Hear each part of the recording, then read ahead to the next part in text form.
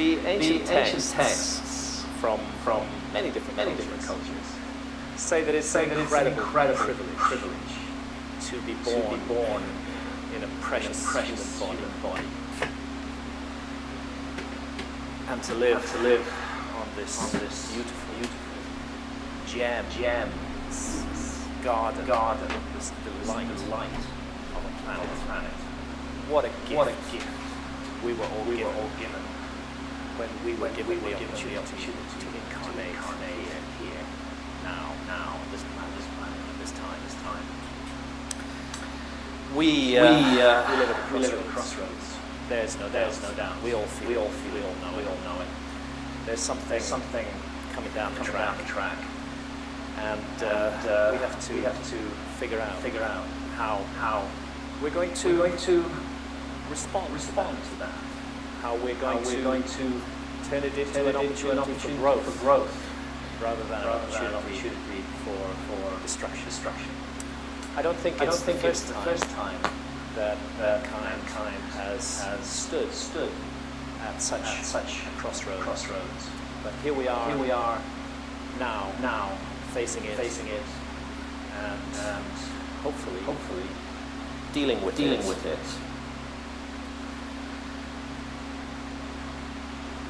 A precious opportunity which should not be wasted. Today I'm going to talk about some traces of perhaps a lost civilization, and these will look primarily at scientific traces and also at spiritual traces of that civilization all around the world. I believe we are a species with amnesia. I think we have forgotten our roots, our origins. I think we are quite lost in many ways. We live in a society that invests huge amounts of money, vast quantities of energy, ensuring that we all stay lost.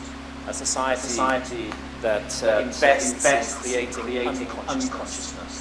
Which invests in keeping people asleep so that we're just passive consumers or producers and not really asking any of the questions. And I found for me the study of the past and the mysteries of the past has been a liberating process in terms of looking at the present.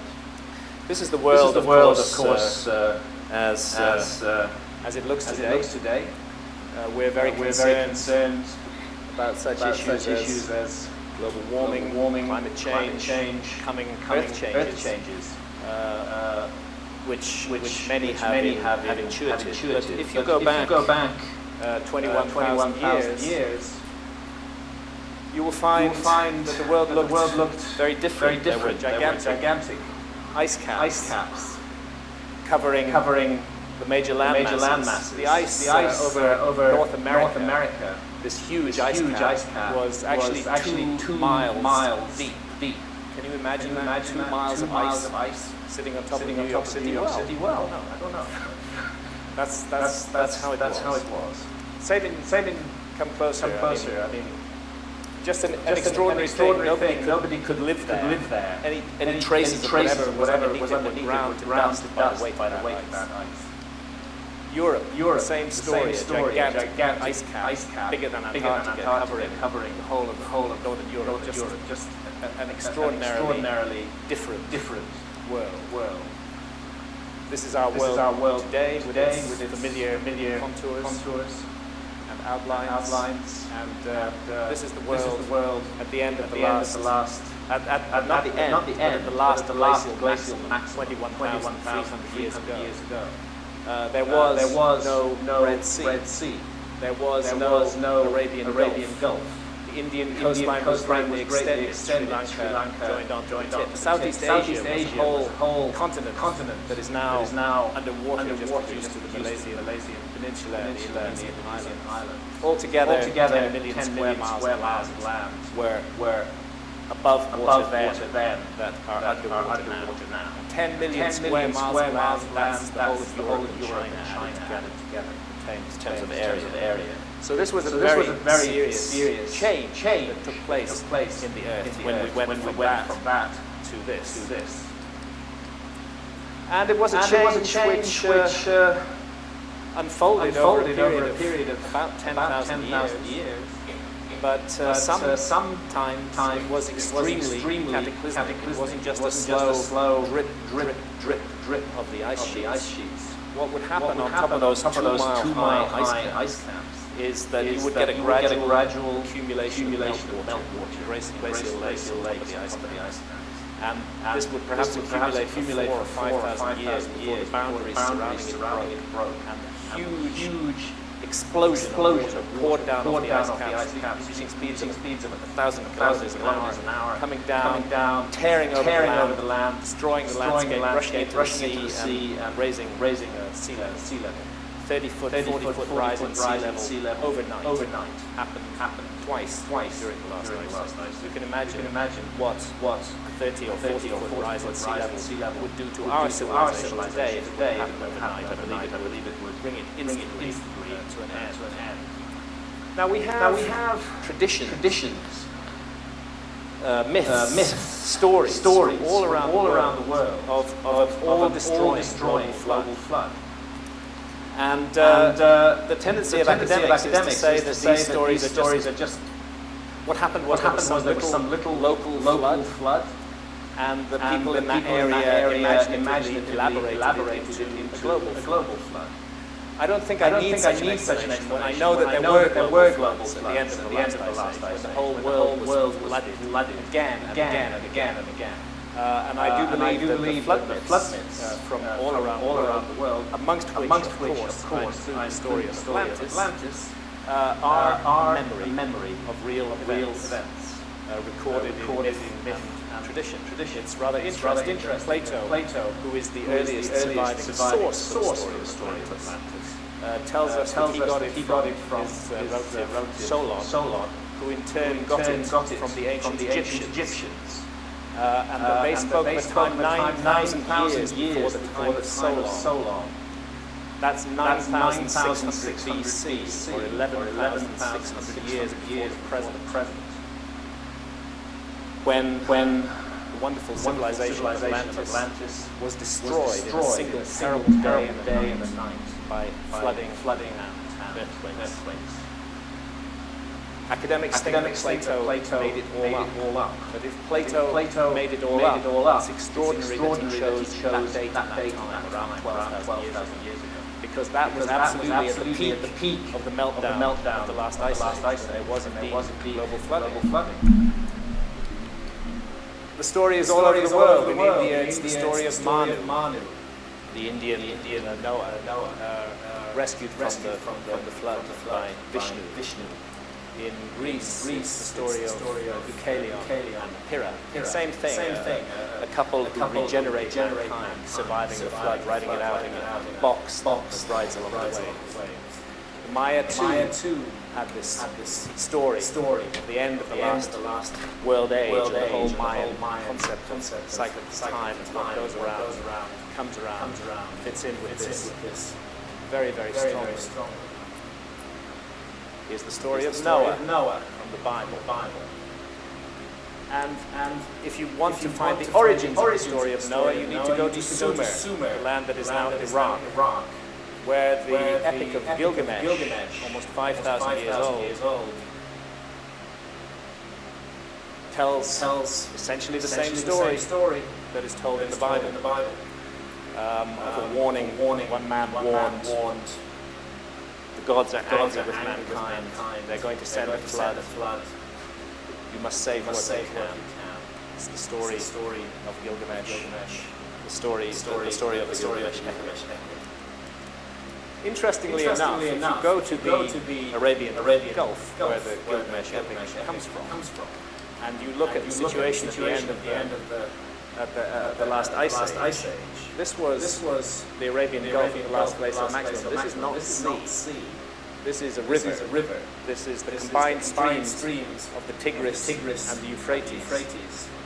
running through the otherwise completely dry Arabian Gulf, which formed a kind of Garden of Eden. It was one of the most wonderful places to live on Earth at that time, when most of the rest of the world was extremely arid and very inhospitable. And then around 12,000 years ago, very quickly, the whole Arabian Gulf became flooded. So I think that if we see a flood story from that region, talking of a global flood, it's pretty easy to understand where it came from. It came from what happened. It's a memory. It's not myth. Australia. That's how it was at the last glacial maximum 21,000 years ago, with that gigantic tip of Southeast Asia nearby. That's how it is today. And again, the Aborigines of Australia, who've been in Australia for 50,000 years, have myths and traditions of global floods. Great flood serpents which ate up the land. It's put into symbolic language, but again, it's a memory of what happened at the end of the Ice Age. Now, one of the things when I first began to explore these mysteries 20 plus years ago, one of the first things that struck me was what I call the mystery of the maps. That there are certain maps that have come down to us from antiquity, which show the world not as it looks today, but as it looked during the last Ice Age. And whenever you look into the story of these maps, you find that they were copied from older source maps, typically between the 13th and 17th centuries. So the maps that we look at are relatively recent. They date from the 13th to the 17th centuries. But when you find their origins, you find that the map makers drew on many source maps, which are no longer available to us. These ancient maps seem to record the world as it looked 20, 15,000 years ago. This was the level of map-making technology in the 7th century in Spain, and indeed in the 13th century. These are called TO maps because of the shape. They're quite pretty, but you definitely would not want to navigate by them. They're really bad for navigation. Actually, east is up on these maps. This would be Jerusalem, the center of the world. This is the Mediterranean, here's Spain, here's North Africa.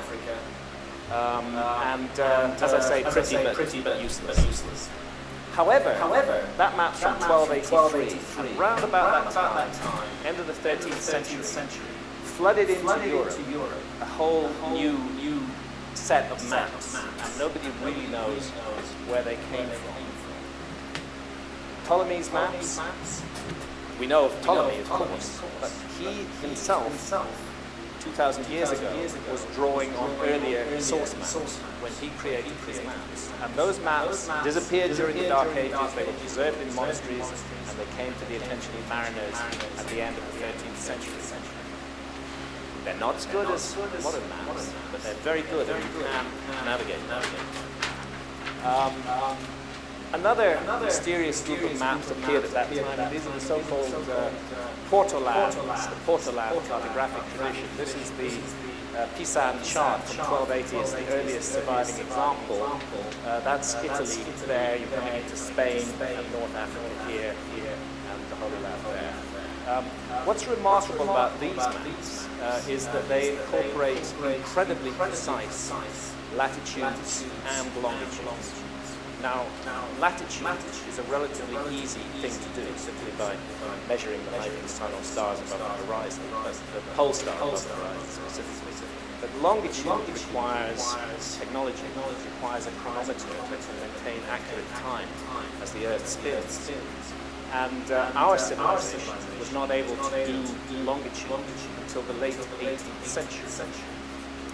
And that's why many mariners before the longitude problem was cracked would end up bumping into coastlines that they didn't expect to be there because they'd done their calculations. But weirdly, in these older maps, highly accurate longitudes. How do we explain that? other than as a heritage from an earlier map-making tradition. Charles Hapgood, his work on the maps of the ancient Sea Kings, is really the best source on this material, and he's suggesting that the Port-Aland tradition came through a predecessor of Ptolemy, Marinus of Tyre, perhaps through Ptolemy, stored in the Library of Alexandria. When the Library of Alexandria was burned down, some of those maps went to Constantinople. Crusaders went into Constantinople and took away some of those maps and reintroduced them to the world. That's roughly the suggestion here. I think everybody's heard of the Piri Reis map, which is a Port-Aland map. And here we see South America's east coast, to be compared there, the west coast of Africa. And down here at the very southern tip of South America, a continuous landmass that appears to be Antarctica on a map dating from 1513. And it's really a puzzle if you find Antarctica on maps from the 16th century, because our civilization didn't discover Antarctica until the early 19th century. Here's Antarctica as it looks today, and here's Antarctica as it looked around the year 1800 in this map from Russia, which shows no Antarctica at all. And it's not there because we haven't discovered it in 1800. We didn't discover it until 1818.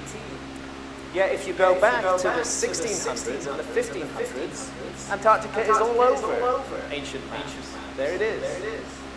In this beautiful work of Orontius Phineas, a rather accurate depiction of the continent of Antarctica.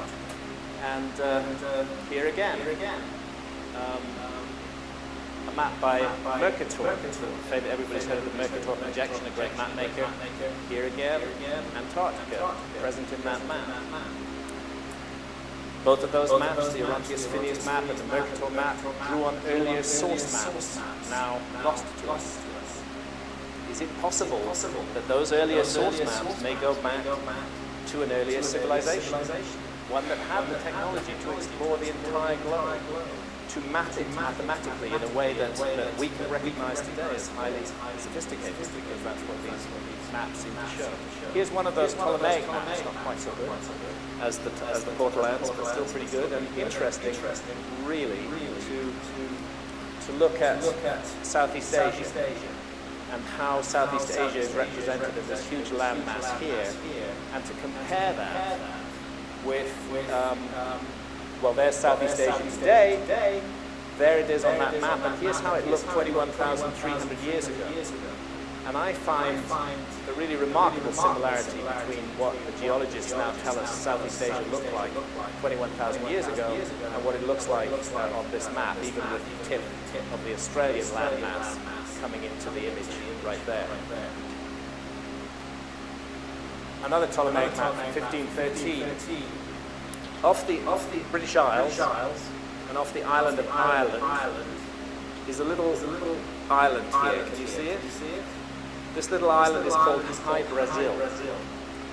Lots of people believed in the existence of High Brazil. I know personally of two expeditions that were sent out from Bristol, which is a town very near where I live, to look for High Brazil.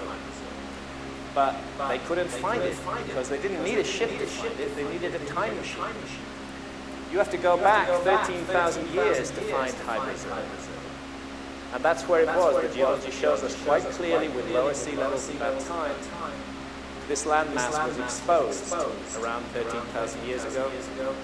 The landmass that shows that map. Yeah, I know, man. It's the mic. Let's go back to the Piri Reis map again. On it, right up here, there's an island which doesn't exist. Not today, anyway. And on that island, there's these curious stones side by side. See them there? That island is in exactly the place where Bimini is today. And underwater off Bimini is the famous Bimini Road. I think that that's what's shown on this image here, how it looked before it was flooded at the end of the ice age. What's up, Scott? I hate you, man. Now, if we are looking at the faint fingerprints and traces of a lost civilization that explored and mapped the world more than 13,000 years ago, what other traces are there? Well, I wrote a whole book about this.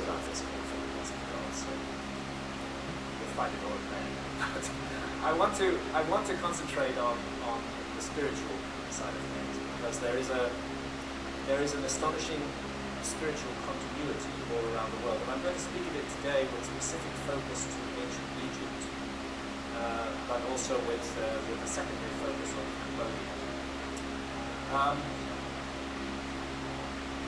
Again, the period piece map. It actually turns out to be drawn on a very modern projection, which is an azimuthal equidistant projection, and it's based on Cairo, where Giza is, where the pyramids of Giza are. So this seems a good opportunity to go to Giza. And here we find the majestic, the incredible, the mysterious miraculous things speaking to us. Thanks, man. Down the ages. Thanks, buddy. Thank you, homie. and the pyramids themselves. My wife Santa took all of these photographs. She and I have been privileged to visit Egypt times beyond counting. There is something truly magical and mysterious about that site. It is a very special place on the world. It isn't the only special place, but it is extraordinarily special, and it touches the soul, and it touches something deep in us. And I believe that that's because of How's that clean desk feel when it's been a while? Just kind of like three great pyramids of Giza standing there in the desert like three stars brought down to earth. Now, one thing about the Great Pyramid you can tell immediately, even though you might not know anything else, is that astronomy was involved in creating it. The Great Pyramid is stunningly accurately aligned to true north, south, east, and west. It's actually within 3/60ths of a single degree of true north, and that is an incredible accurate alignment. Especially when you're dealing with a monument with a footprint of 13 acres. It would be very hard to do it today. We probably could do it, but it would be difficult. And the architect would want to know why. I mean, why do you want to do that? We can build you this amazing, huge monument, but must it really be within 3/60ths of a single degree of true north? That's making the problem really, really huge. So it tells us not only were astronomers involved to get that level of accuracy, but also that it was important to them, really mattered to them, to be precise, to be on the button in that way. And a second thing which just will not go away at Giza, no matter how angry the archaeologists become, no matter how they swarm out of their nest and leap all over anybody who dares to criticize the existing paradigm. What will not go away is the hint of much greater antiquity surrounding the entire Giza complex. That's what won't go away. And that's what I want to look into a little bit. This is from the Temple of Seti I in Abydos, and we see the pharaoh Seti showing his young son, Ramesses II, a list of all the kings of Egypt who ruled before them. And that list goes back through the historical pharaohs who we know about, back to around about the date that we would call 3000 BC, when Egyptian civilization is supposed to have begun. But it doesn't stop there. It keeps on going back. It goes back thousands and thousands and thousands of years before that, until the time of the gods, the time that the ancient Egyptians called September, the first time, when the gods brought civilization to Egypt.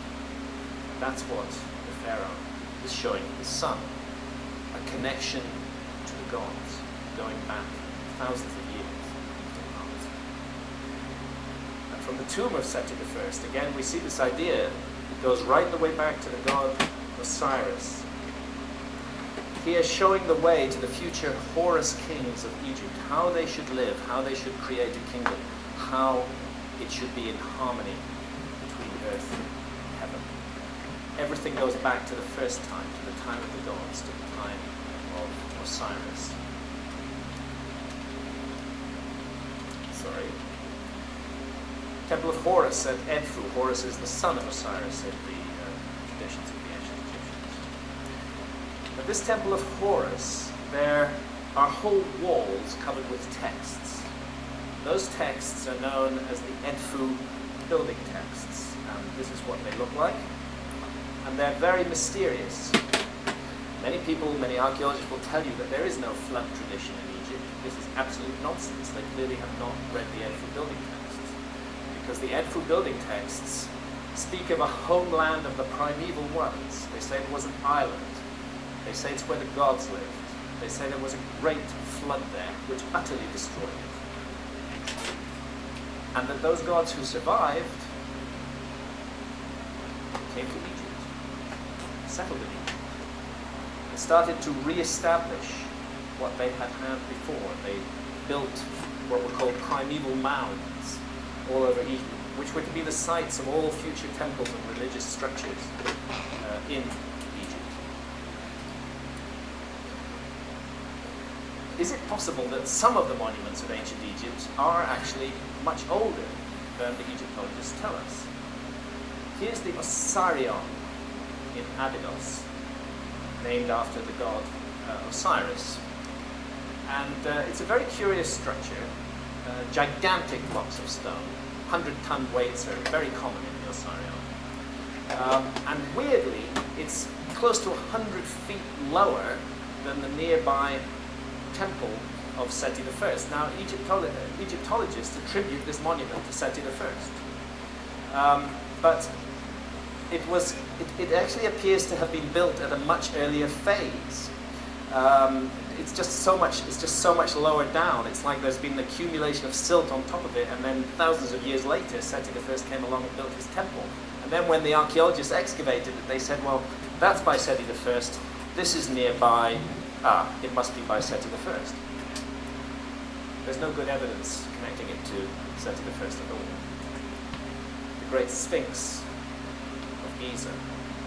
I'm not going to go into detail into Robert Schoch's and John Anthony West's extraordinary work on the rainfall erosion of the Sphinx, but it has thrown a real spanner in the works of Egyptology, and the Egyptologists are still very upset about it. You know, how dare a geologist suggest that the Sphinx actually might be thousands of years older than it's supposed to be, because that is what Schoch and West are suggesting, that these erosion patterns in the trench surrounding the Sphinx, which we would have seen on the body of the Sphinx too if it had not been restored again and again down the ages, that this erosion pattern can only be caused by exposure to thousands of years of heavy rainfall. And no such rainfall fell in Egypt in 2500 BC when the Sphinx is supposed to have been built. You have to go back to the end of the last ice age to find that massive precipitation that could have caused this level of weathering in Egypt. And these extraordinary temples that stand in front of the Sphinx were created from the limestone that was quarried out around the body of the Sphinx to create the body. Therefore, they are as old as the Sphinx. If the Sphinx is 12,000 years old, then so are these temples. These temples, like mighty memorials of a forgotten past, are really hard to explain. There are blocks of stone, again, in the range of 100 tons in these temples, and they just have been built up as though it's an easy thing to do, as though it's easy to manipulate 100-ton blocks of stone. Now, the three great pyramids standing above the modern city of Cairo. That atmosphere of strangeness and mystery cannot be escaped.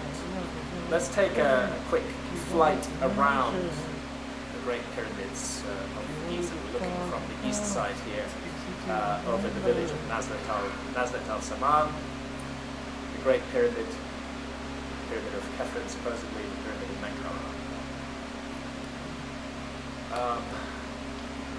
We'll come around again, swinging around to the west side now. This is the north face of the Great Pyramid, second pyramid, third pyramid. Can you see the Sphinx, by the way? This is the Sphinx down here. The Sphinx is 270 feet long and 80 feet high, but it's dwarfed by the pyramids. It almost disappears from view. And here's the Valley of the Nile, off to the east. So let's just come in closer and closer to these amazing monuments. The top of the Great Pyramid, 480 feet above the ground, a flattened area on top of the Great Pyramid there. And there I am, on top of the Great Pyramid. Now I'm not showing this picture for, well, that's how I used to look in those days. Ah, sweet bird of youth. How quickly does she fly? We climbed up the southwest face there, the southwest corner. And actually, I've climbed the Great Pyramid 5 times. 3 of the climbs were legal, and 2 were illegal. This was one of the illegal climbs. And on one of the climbs, when I had more time, because I was up there legally and the police weren't going to arrest me, Santa and I, we spent some time looking around at the graffiti on top of the Great Pyramid. It's astonishing. There's graffiti going back hundreds of years up there. Even Mercator, that map maker, he left his graffiti up there. Loads of people have been climbing the Great Pyramid and leaving their graffiti. Including, I found, and this was an astonishing moment for me, one step down, just behind me there, is a piece of graffiti that says, P. Hancock, April 5th, 1916. My grandfather was called Philip Hancock. Ha! He was in Egypt in 1916. After we got down off the pyramid, I called my dad, who was still alive then, and asked him to look at my grandfather's diary. What did he say for the date of April 5th, 1916? One single line. Climbed the Great Pyramid today.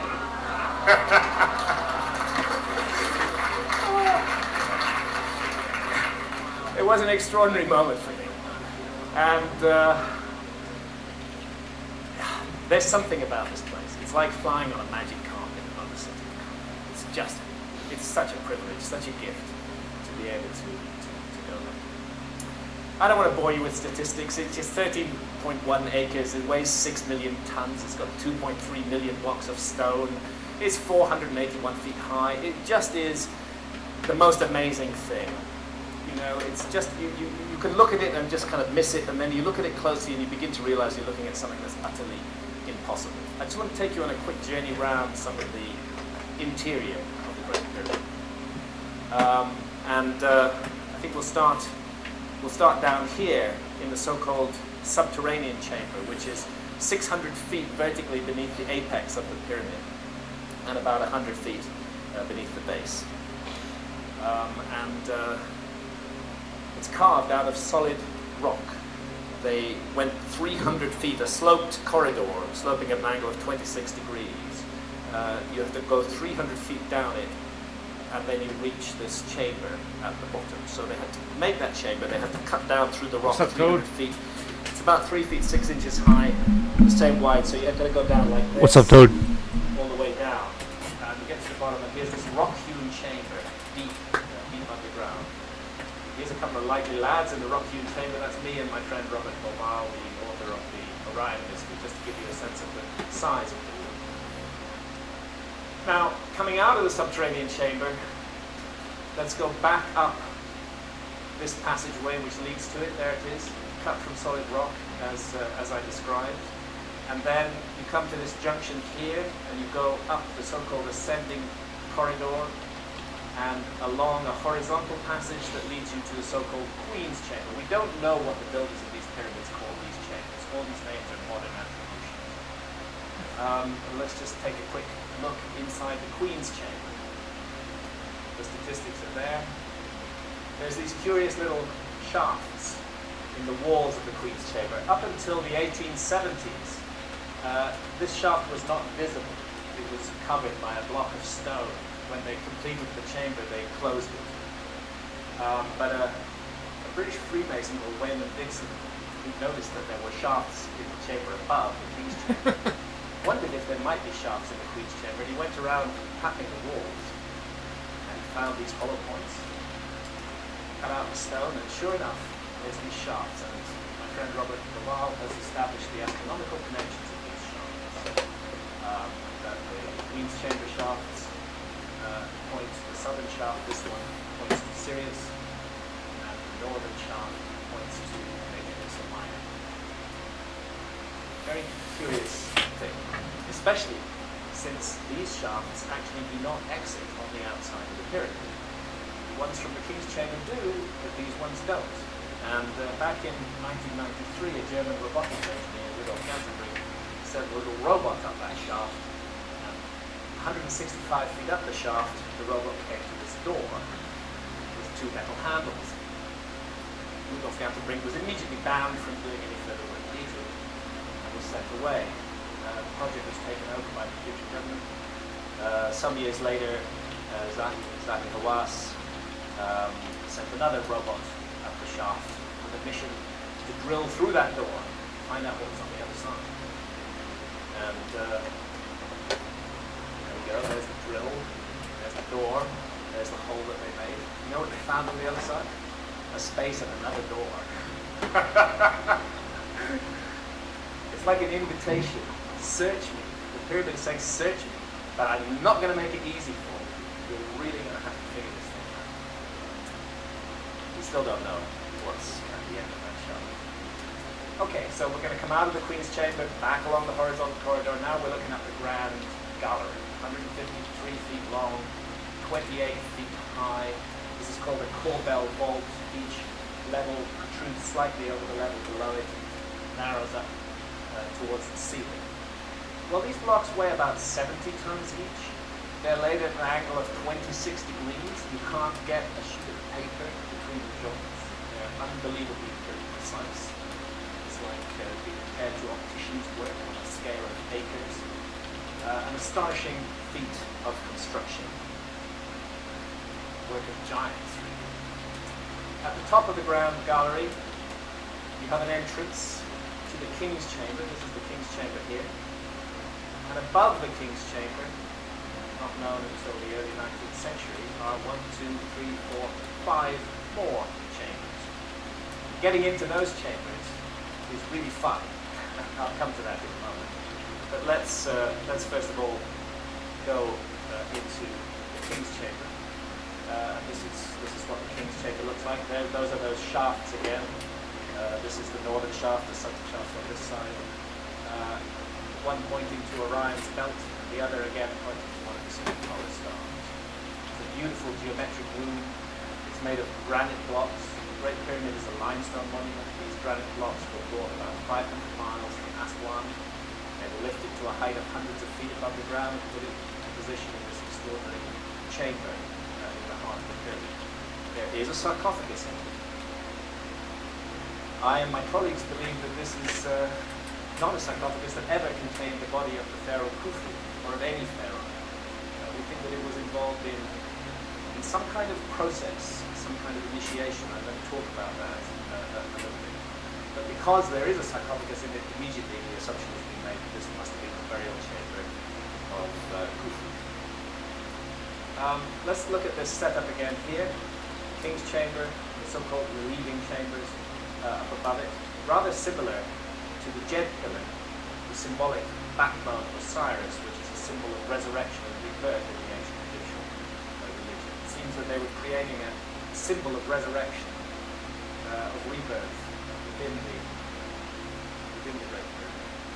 To get into those rooms, here's what you do. You put a ladder 30 feet high up against this wall, and you lean it up against that side there, and there's a little hole just a bit wider than me, which fortunately a rope now hangs out of, and you grab hold of that rope, haul your body into it, pull yourself through, and and then you get into a narrow tunnel, and that leads you into the first, eventually into all 5 of these chambers. And I'll just take you to the top chamber.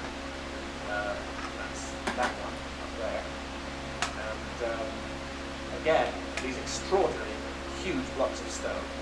These are in the range of 100 tons each, which form the floor of this chamber, and indeed all the other chambers again have these gigantic blocks of stone, which are almost impossible to move.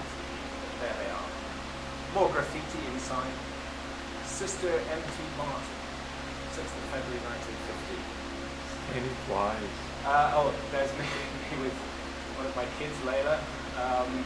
Again, just to show you the size of the scale. We'll go back to the... What do you mean, like this? Here is the only Like that? evidence that Egyptologists are able to cite, which connects the Great Pyramid to the Pharaoh Khufu. And that is a cartouche, which appears to say the name Khufu, that is found in that very topmost relieving chamber that I showed you. It's round about over here. And there are no other inscriptions whatsoever inside the Great Pyramid. Not one. But this graffiti, as it's referred to, is supposed to be what's called a quarry mark. Slightly Put on the crooked blocks ones, by the gangs of construction workers who were quarrying out the blocks that would be built into the Great Pyramid. And they said, this is Khufu's block. Something like that. It's not very convincing evidence that the pyramid was built by Khufu. There is a hint of doubt over the authenticity of the cartouche itself. Could it have been forged by Howard Weiss, who founded in the early 19th century? But one thing's for sure, if Khufu was the builder of the pyramid, he had a pretty small ego for such a big monument. This is the only statue of Khufu that's ever survived. It's about 2 inches high. And, you would have thought he'd have put his name all over this thing, instead of just on some bit of graffiti up in a block in a chamber that nobody's ever going to see. But he didn't. It's absolutely bare. There are no texts, nothing in there that tells you what's going on. However, if you go down to Saqqara, about 15 miles south of Giza, you will come to a group of pyramids dating from the 5th and 6th dynasties, not the 4th dynasty, which this one's supposedly dates to. And those pyramids are filled with texts. Now, I'm just showing this overlay. Actually, I'm going to give away some of the secrets. She did this by accident. Because we were at Giza, Sartre took a shot at the pyramids of Giza, then we went down to Saqqara, and we went into the pyramid of Unas. And Sartre took a photograph of the pyramid of Unas, and we got this double exposure, where the pyramid of Unas is overlaid on the Giza pyramids. And here are the so-called pyramid texts, the star-covered ceiling of the pyramid, and the pyramid texts on the floor. And these pyramid texts are the earliest surviving recensions of what we now know as the Books of the Dead, the ancient Egyptian Books of the Dead. They concern the mystery of life and death, and what it is we're doing on this planet. They're very deep, they're very profound. And they are, it seems to me that they were putting in writing there what the Great Pyramid does in architecture alone. The Great Pyramid does it entirely symbolically in architecture. The later pyramids, they expressed it in texts. And all of these texts, whether it's the pyramid texts, which are the oldest surviving, coffin texts, because they're written inside the lids of coffins, the book of what is in the Duat, which you will find painted on the walls of many of the tombs in the Valley of the Kings, and the Books of the Dead, which were papyrus scrolls that were placed with the deceased inside the coffin. All of these seek to prepare us for the journey that the ancient Egyptians believed that we will face, that we will confront on our own deaths. And the ancient Egyptians regarded the issue of life and death as extremely important. Our civilization kind of avoids the subject of death. We don't want to know about death. We try to shove it away to the margins and not think about it. And least of all, to prepare ourselves psychologically and spiritually for that moment that will come to us all. The ancient Egyptians put their best minds to work 3,000 years on considering the mystery of death and what we may or may not confront when we die. And when it comes to these matters, I would rather listen to the ancient Egyptians than any bloody modern scientist. Because the modern scientists are just picklings. They're infants, they're children. They may be able to weigh, measure, and count brilliantly, but they know nothing of matters of mystery. We need to turn to civilizations like ancient Egypt, the ancient Maya, and to surviving shamanistic cultures around the world to understand really the mysteries of life. So let's have a little bit of a look at the Egyptian story. These are the souls of Pe and Necha. They're a mysterious brotherhood that was entrusted with transmitting the religion of Osiris to the future. So important was it that it had to be preserved and passed down from generation to generation. Osiris was the first king. He lived in the legendary first time. He was the civilizer. He brought civilization to Egypt. He was murdered by his antagonist, Set. And 72 conspirators, and his body was hacked to pieces and reassembled and revivified through the magic of Isis. And here we see that what happens next is Osiris is brought back to life so that he can inseminate Isis. She hovers over him in the form of a bird, a kite, and receives his seed and produces their son, Horus, who continues the divine line. And here we see Horus performing the rituals that bring about the resurrection of his father in the heavens. Horus comes to you, O king, that he may do for you what he did for his father Osiris, so that you may live as those in the sky live, that you may be more excellent than those who exist on earth. Raise yourself because of your strength. May you ascend to the sky. May the sky give birth to you like Orion. May you have power in your body, and may you protect yourself from your foe. That's what very honest. And again, this image from the tomb of Seti I, Osiris riding on the boat of stars, showing the way to the future pharaohs of Egypt. Nobody disputes that when the ancient Egyptians looked at the constellation of Orion, they saw it as the figure of Osiris in the sky. This is not a controversial statement.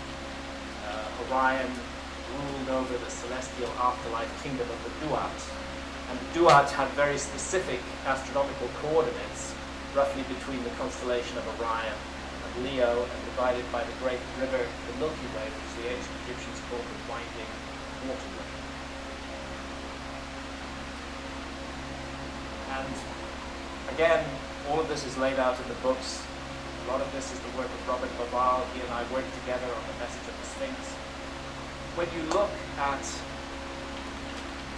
the layout of the pyramids on the ground, of course, everybody in the room is familiar with the Orion correlation theory, Robert Laval's extraordinary discovery, which has really revolutionized our understanding of Egypt. You find that the three pyramids are representing the three stars of Orion's belt. The Nile is just right for the Milky Way. I'm not suggesting that the ancient Egyptians built the Nile. I'm suggesting that Giza was put where it was because the Nile was there and it happened to reflect a celestial item that they wanted to draw down. And then we have this lion-bodied monument, the constellation of Leo, which I'm going to speak about a bit later. So Osiris ruled in the first time, and we shouldn't be surprised that the astronomical layout contains hints of very ancient origins, and I'll come back to those later in a moment. I want to talk about the journey through the Duat, this strange parallel realm, which is at once a place in the heavens and also a kind of underworld with narrow corridors and passageways and strange chambers where you find yourself and monsters and demons, and you have to be prepared for every challenge that you will face there. In fact, that was what your life was for. It was to prepare you for that moment, make the journey through the afterlife. sometimes the god of Anubis would act as your psychophon, as your guide, leading you through. The texts make it clear that there was a great secret in the fifth division of the Duat, which is referred to as the land of Sokar and of Rostau. And it's not an accident that Rostau was one of the ancient names of Giza. In fact, in this image from the book of what is in the Duat, we see a pyramid, we see a sphinx, and we see a hidden chamber with this curious figure, three-headed serpent here, and a winged serpent, very familiar from this part of the world. Go back inside those chambers and corridors. There's the grand gallery of the Great Pyramid. Here's an image from the book of what is in the Duat. A boat, a huge boat, is buried on the south side of the Great Pyramid. We find boats used in the navigation of the Duat, narrow corridors and passageways. Strange chambers here with star gods seated, and the king's chamber. What I'm suggesting is that the Great Pyramid was your journey through the Duat in stone. It was a place where you prepared for that journey. And I think that this probably has something to do with this scene. This is called the Judgment Scene. It takes place in the fifth division of Duat, in the Hall of Ma'at. Ma'at is the goddess of cosmic harmony, truth, justice. And she is symbolized by this feather. Here we see the deceased, in this case one of the Ptolemaic pharaohs, because this is from Deir el-Medina, West Bank of Luxor, being ushered into the Hall of Ma'at, which is also called the Judgment Hall of Osiris. Here in the background you see a set of scales, and there are the scales. Here is the god Thoth, writing on a tablet. This monster is called Ammit, eater of the dead. He is part crocodile, part hippo, part hyena. Here is Osiris sitting in judgment. The way of the heart is the central aspect of this scene. What we see here, weighed against the feather of truth and harmony and justice, is this symbol representing the heart of the deceased. You would not want your heart to weigh heavy with sin. You would not want that to happen, because then you might have to face the eater of the dead, and you definitely don't want to do that. It's as if your whole life is weighed up in this moment. These figures here are amongst the 42 assessors of the Judgment Hall of Osiris. They ask you questions. Did you kill? Did you steal? Actually, all the 10 Commandments are there, and another 30 as well. And you're supposed to be able to answer all of them. No, I didn't do that. You're supposed to be saying, you're supposed to be able to answer in the negative. But so this is moral behavior. But there's a sense that the judgment of moral behavior in the ancient Egyptian judgment scene is only part of the story. As though it's necessary to lead a good life, but not sufficient. It's not alone enough just to lead a good life. It's as though these texts, these ideas are recognizing what I said at the beginning, that comes down to us from many ancient traditions, that it's a precious gift. And the question that's being asked of you there, not only is, did you behave morally and decently towards your fellow humans, but also, did you use that opportunity? You were given an opportunity. Did you use it well? Did you live? Did you really live? Did you waste it away? That's the second aspect of the judgment scene, the more difficult, more complex one. So, both towards the verdict. If your heart outweighed the feather, if your life was lived inflicting misery and cruelty and pain on others, if it was, if your spiritual potential was utterly frittered away and wasted, this is what you would face. annihilation, never to be born again, never to come back. Your story is over. It's rubbed out from the book of life.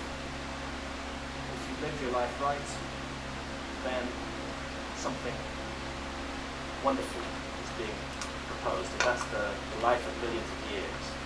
And I just want to read a passage from the Normandy Ellis translation of the ancient Egyptian Book of the Dead. I stand before the masters who witnessed the creation, who were with Ra that morning the sun rolled into being, who were with Osiris in the grave as he gathered himself together and burst from the tomb, white with heat, a light and shining god. Hail Thoth, architect of truth, give me words of power that I may recall my years and weave together my history. Hail Thoth, architect of truth, give me words of power that I may form the characters of my own evolution. I stand before the masters who witnessed the generation, who were the authors of their own forms, who rolled into being, who walked the dark, circuitous passageways of their own becoming, who saw with their own eyes their destinies. Zodiac killer. I stand before the masters who witnessed the working.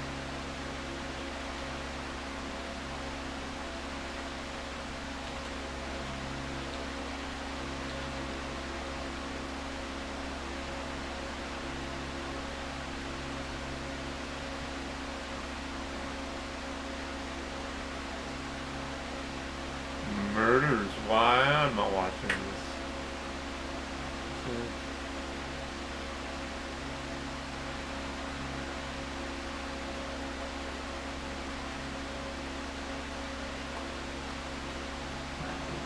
Who were with Isis the evening she became the swallow, and her lamentations filled the air. Who were with her as she shook down her black hair and veiled the god's transformation in secret. Who witnessed the conception of the divine child, though his coming was yet unrevealed. Hail Thoth, architect of truth, give me words of power that when I speak the life of a man, I may give his story and meaning. I stand before the masters who know the histories of the dead, who decide what tales to hear of them, who judge the books of lives as either full or empty, who are themselves authors of truth, and they are Isis and Osiris, the divine intelligences. And when the story is written, and the end is good, and the soul of a man is perfected, with a shout they lift him into heaven. Hail Thoth, architect of truth, give me words of power that I may complete my story and begin life anew. I stand before the masters who witnessed the transformation of the body of a man into the body and spirit, who were witnesses to the resurrection when the corpse of Osiris entered the mountain and the soul of Osiris walked out shining. He gathered his heel and his leg, he gathered his arms and his backbones, he gathered dreams, cracked them inside the dark cave of his skull. He knitted himself together in secret. He came formed from death, a shining as his face white with heat.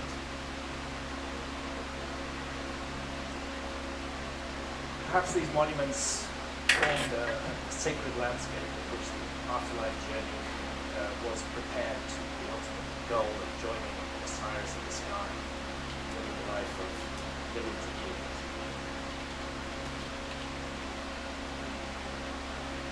It's part of an ancient spiritual system, and what it celebrated and nurtured above all else was the gift of life. And yes, the ancient Egyptians sought a noble life, but they did not take it for granted. Here is Thoth, writing the name of Ramesses II on the tree of life.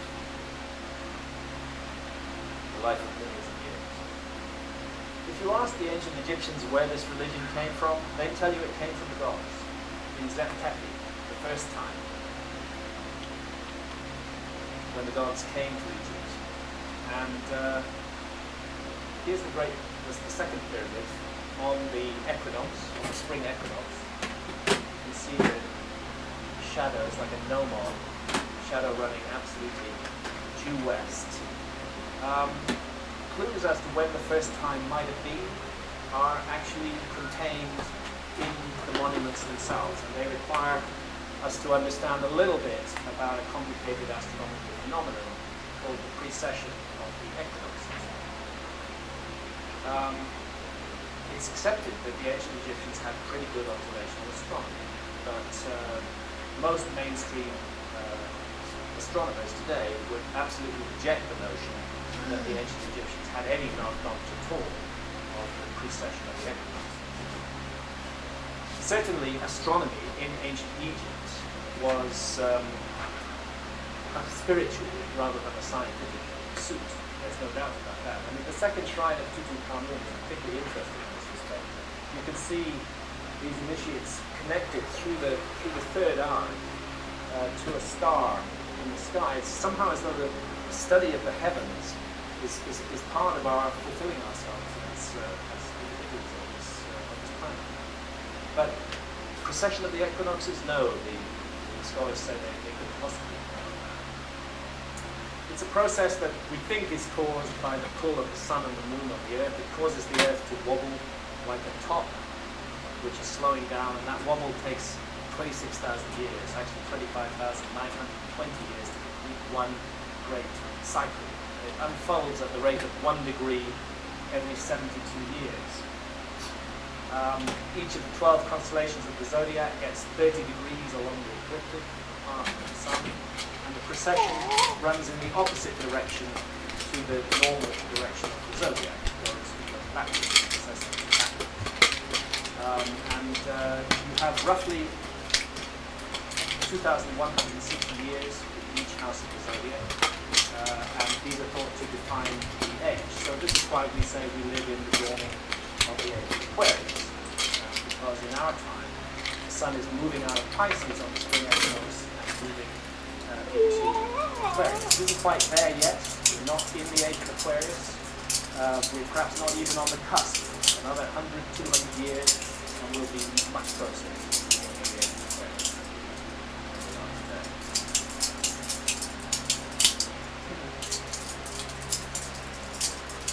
Also from the second shrine of Tutankhamun, this rather mysterious image, Mehen, the enveloper, the serpent of cyclical time, he who hides the hours. I think this is one of many references to the secret knowledge of precession in ancient Egypt. The Sphinx is part of the way that we can reveal this, a marker on the clock of time. The Great Sphinx, it looks perfectly Gyges. It's aligned absolutely perfectly. And some of this photograph from the back of the Sphinx, looking in the direction of the gaze of the Sphinx.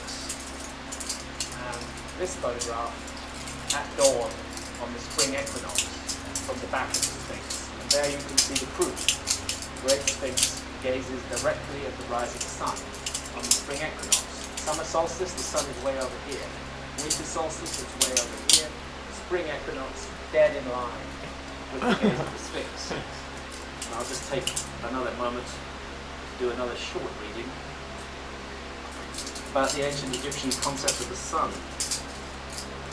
Men praise thee in thy name, Ra, and they swear by thee, for thou art Lord over them. Thou hearest with thine eyes, and thou seest with thine, thou hearest with thine ears, and thou seest with thine eyes. Millions of years have gone over the world. I cannot tell the number of those through which thou hast passed. Thou dost pass over and dost travel through untold space. I had to do that. I had to hit my hand with it to make sure to show it's a trainer. Thou passest through them in peace, and thou steerest It's not sharp. across the watery abyss. But I was playing it live, right? Like I never touched the blade there. The dull blade. Astonishingly sophisticated notion of the big numbers and distances involved in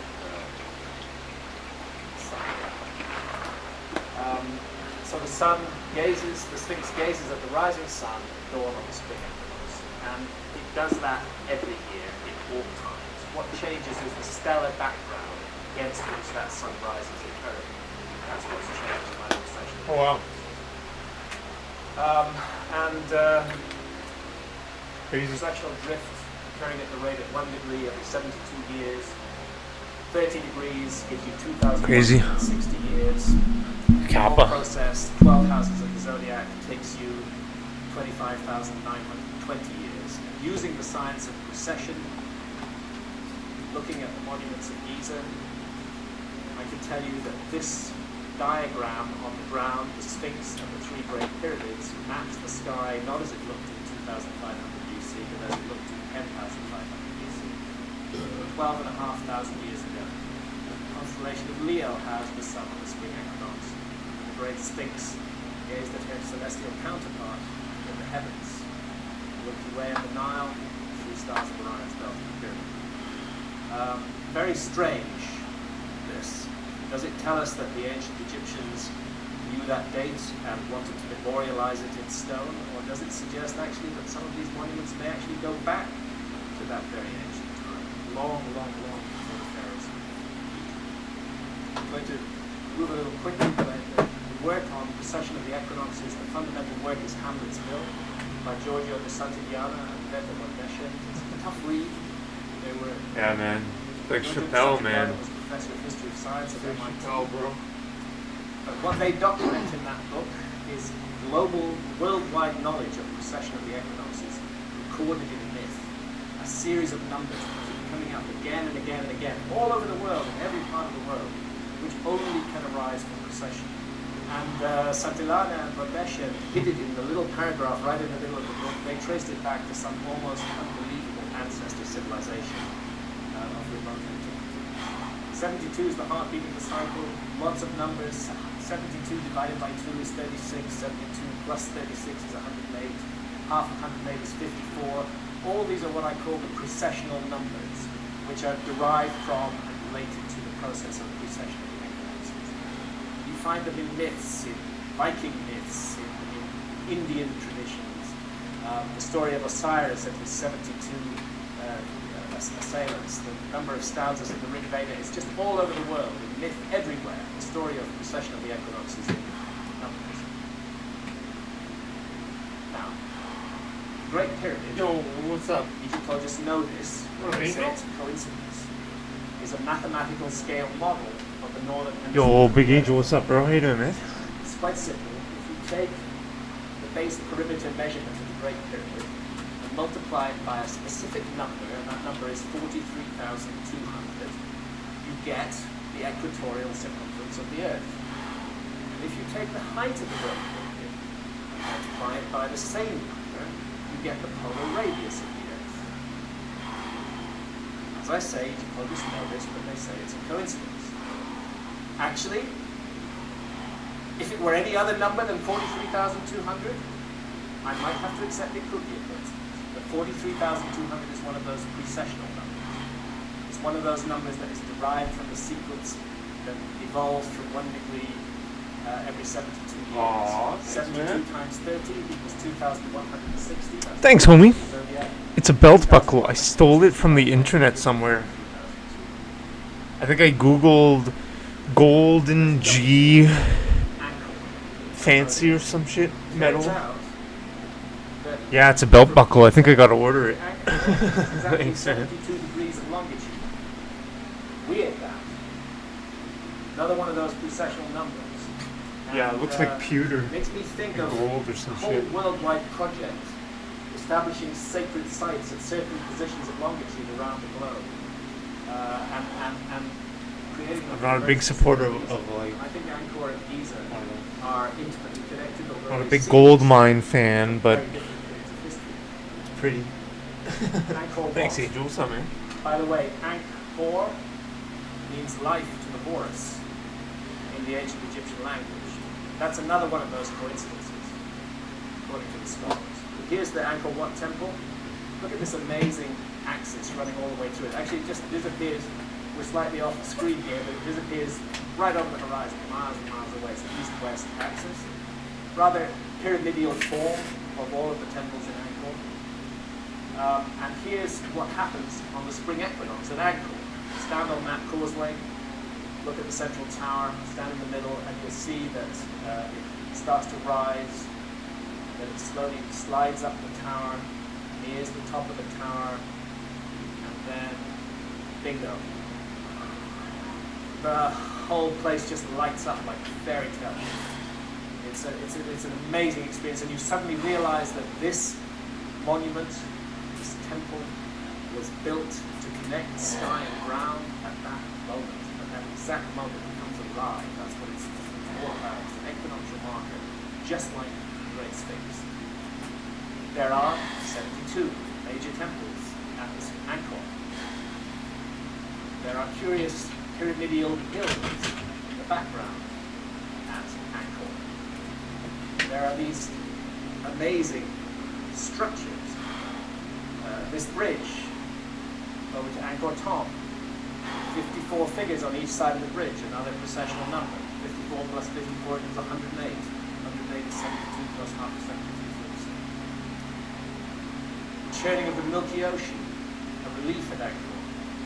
That's the same thing that's represented in sculpture here, represented in a relief here.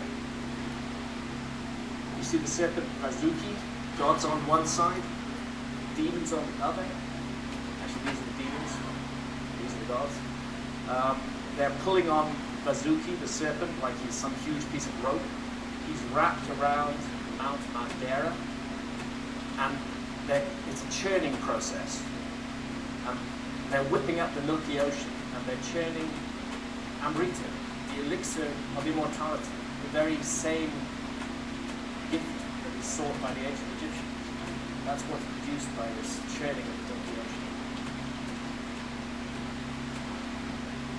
If you trace the major temples of Angkor, you find that they too represent a constellation of the ground. And that is the constellation of Draco, the northern sky. And to cut a long story short, the only time that the correlation works perfectly is in 10,500 BC, exactly the same time that the correlation at Giza works perfectly. I'm not saying the temples of Angkor were built in 10,500 BC, they certainly weren't. They date from about 1100 AD, but archaeologists are finding that there's layers and layers of construction underneath the temples that we see today, as though they're reincarnations of earlier temples. So we have enigmatic ancient sites and religious ideas, widely distributed around the world, extraordinary similarities pointing back to a remote date, 12,000 years ago, but ancient maps that seem to document the meltdown of the last ice age.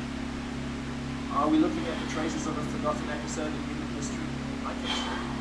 That's what's going on. Because we've forgotten it, because we are a species with amnesia, we are so much a mystery to ourselves, perhaps it's because of that that we're so lost and so troubled today, so haunted by the sense of something missing, something that we need to know about ourselves. For the ancient Egyptians, the essential mystery of human existence concerned our spiritual essence. That we are participating in this theatre of experience that we call life in the world, with an immense endeavour aimed at the perfection of the soul. That's what we're here to do. Virtually identical ideas were explored in Angkor. Well, in the modern world, sad to say, few such mysteries concern us. This is it. You know, our culture today, we have a thing about consciousness, okay? Our culture, it admires, it venerates, it almost worships one single state of consciousness, and that is the alert, problem-solving state of consciousness that's useful for science and business and commerce, war and such things. And then we allow ourselves some downtime with absolute drunkenness and stupidity and abandon. That's also accepted by our civilization. But any other kind of state of consciousness is absolutely no and not allowed and not encouraged at all. It's as though the world is conspiring to trivialize life, to trivialize us, to bring everything down to the absolute lowest possible level of hedonism and consumption. nothing else at all being projected as working. I've talked with shamans in the Amazon, with whom I've many times drunk the mysterious brew ayahuasca. And when I've asked them, what do you think is the problem with the world? What's the problem with the West? They say it's very simple. You've severed your connection with spirit. You've cut the link. And you have to restore that link if you're going to move forward. You can't move forward from the place you're in if you don't restore the connection to spirit. That seems to me the most fundamental task that all of us now face. Not these exterior trappings of power that have brought such horror and misery to the world. What's happening in the Amazon is, I mean, it's just beyond belief. It beggars belief. It almost makes you suspect that some kind of demonic force is at work in the world. That we would take literally the lungs of the planet and just hack them to pieces. That we cut down old growth rainforests, the most extraordinary resource of biodiversity on the planet, 155,000 different species of plants and trees, and replace them with soybean farms. You know, soybean farms which will only be functional for 10 years because rainforest soils are not very fertile. They're made fertile by the constant fall of leaves.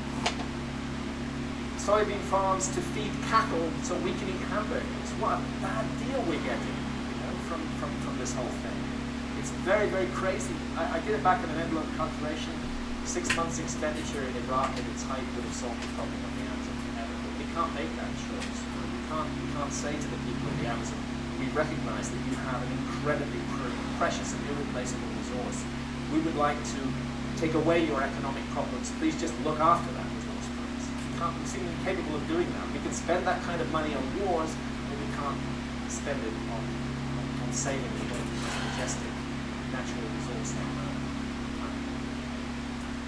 I'm going to close with a reading from the Hermetica, from the Hermetic texts.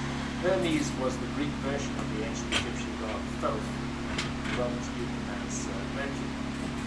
And in a dialogue, the Hermetica, many of them are dialogues between Thoth, Hermes, and various pupils of his. And in one called the Asclepius, a lament is presented. And it's like a prophecy. It's a bit like the Mayan prophecy.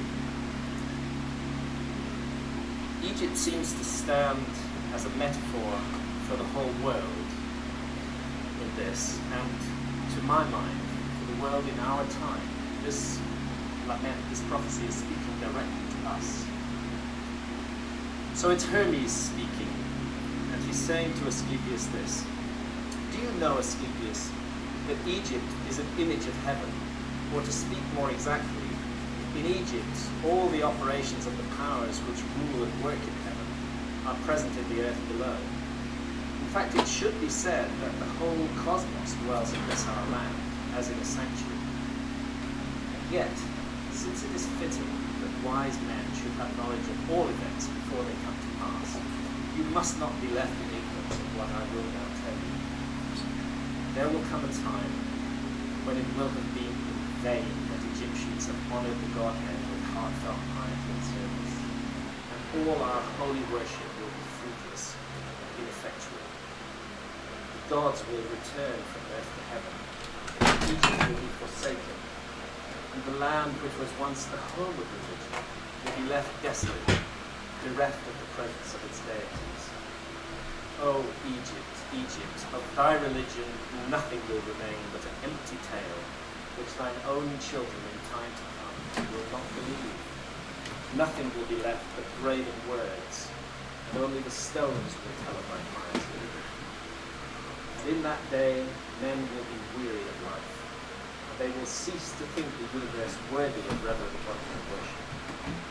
They will no longer love this world around us, this incomparable work of God, this glorious structure which he has built, this sum of good made up of many diverse forms, this instrument whereby the will of God operates in that which he has made, ungrudgingly favouring man's welfare, this combination and accumulation of all the manifold things that call forth the veneration, praise and love of the beholder. Darkness will be preferred to light, and death will be thought more profitable than life. No one will raise his eyes to heaven. The pious will be deemed insane, the impious wise, the madman will be thought a brave man, and the wicked will be esteemed as good. As for the soul, the belief that it is immortal by nature, one may hope to attain to immortality. As I have taught you, all this they will mock. They even persuade themselves that it is false. No word of reverence or piety, no utterance worthy of heaven will be heard or believed. And so the gods will depart from mankind, a grievous thing, and only evil angels will remain, who will mingle with men, and drive the poor wretches into all manner of reckless crime, into wars and robberies and frauds, all things hostile to the nature of the soul. Then will the earth tremble, and the sea bear no ships. Heaven will not support the stars in their orbits. All voices of the gods will be forced into silence. The fruits of the earth will rot. The soil will turn barren, and the very air will sicken with sudden stagnation. All things will be disordered and awry. All good will disappear. But when all this has befallen, then God, creator of all things, will look on that which has come to pass, and will stop the disorder by the counter force of his will, which is the good. He will call back to the right path those who have gone astray. He will cleanse the world with evil, washing it away with floods, burning it out with the fiercest fire, and expelling it with war and pestilence. And thus he will bring back his world to its former aspect, so that the cosmos will once more be deemed worthy of worship and reverence. God, maker and maintainer of the mighty fabric, will be adored by the men of that day with continuous songs of praise and blessing. Such is the new birth of the cosmos. It is a making again of all things good, a holy and awe-inspiring restoration of all nature, which is wrought inside the process of time by the eternal will of the Creator. I don't know whether we're going to face some terrible global catastrophe in 2012 or not. I certainly hope not. I hope it will not come down to misery and horror, awful things. There's enough of that in the world already. But I do remember what all the ancient texts say. There isn't a single flood myth, there isn't a single story of the destruction of past civilizations that don't implicate humanity in the story somehow. Our own behavior, what we do, is part of what we're bringing down in the world. What we are manifesting in the world, that is what is. We are the authors of this thing.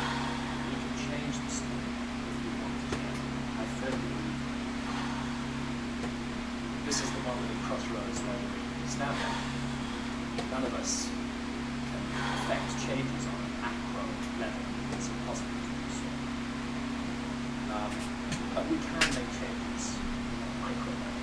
We can make changes in our own lives. We can make changes in our immediate surroundings. Changes for better.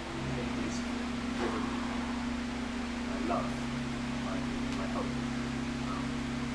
I'm a deeply flawed human being. I have tremendously bad habits, lots of bad aspects to my personality. Over the last decade or so, I've come to look at some of those things objectively. Been very much helped by ayahuasca, the wood that I mentioned from the outset of doing this.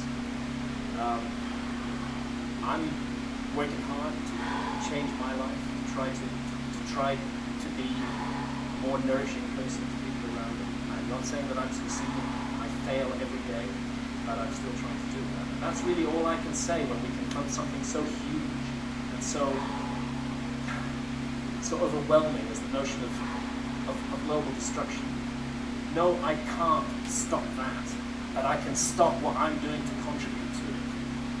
And if we all do that, then I believe a huge change in consciousness will be, and the world can move on. We can look forward to a future for our children and our children's children.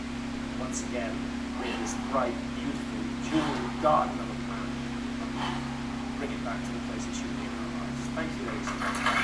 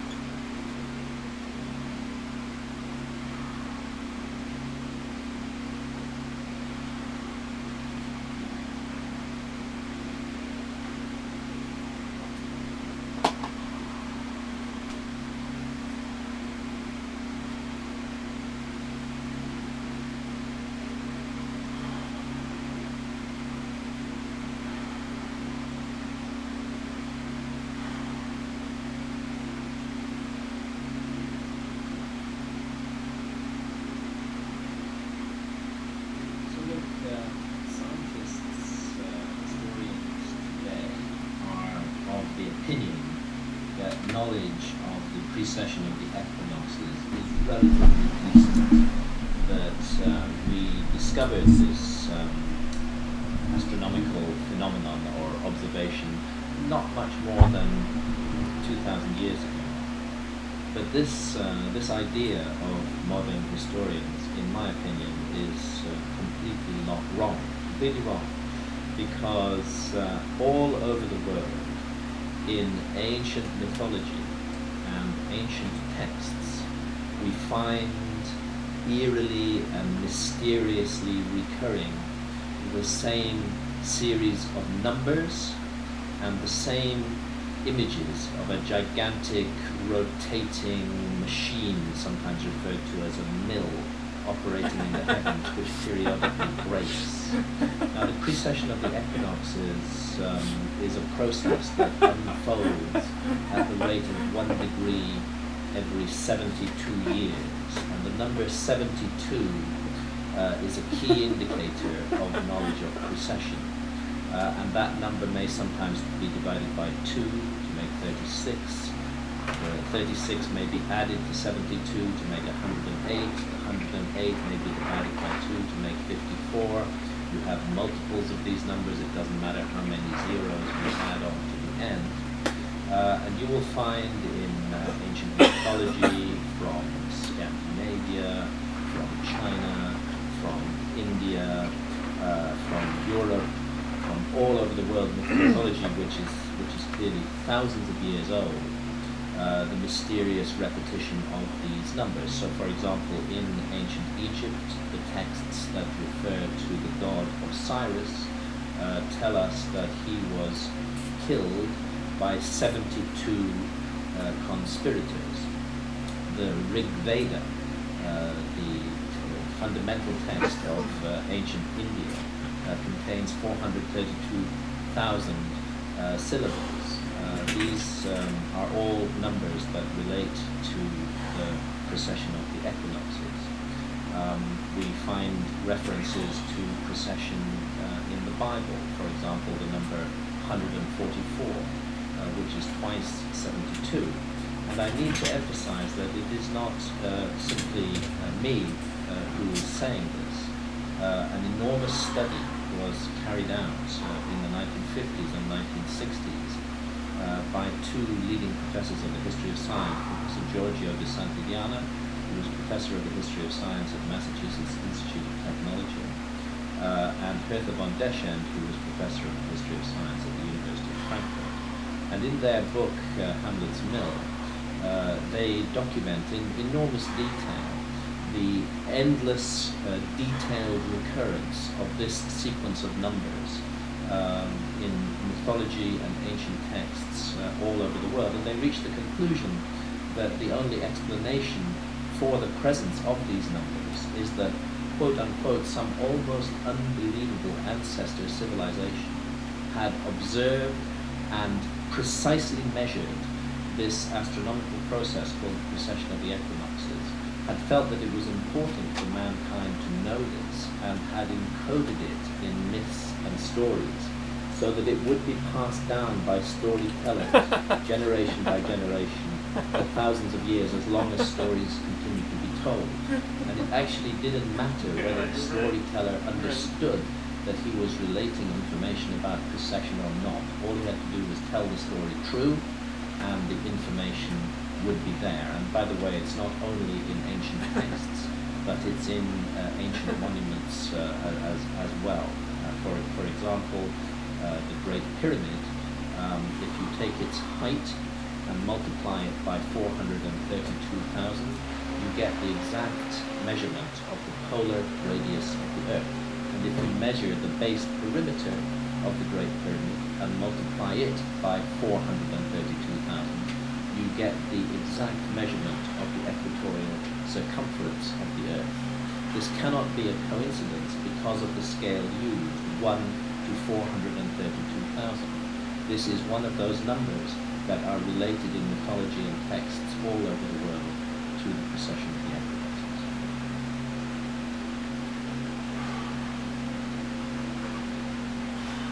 One of the mysteries that has concerned me in my research is the astonishing similarity of themes and information in myths and traditions from all over the world.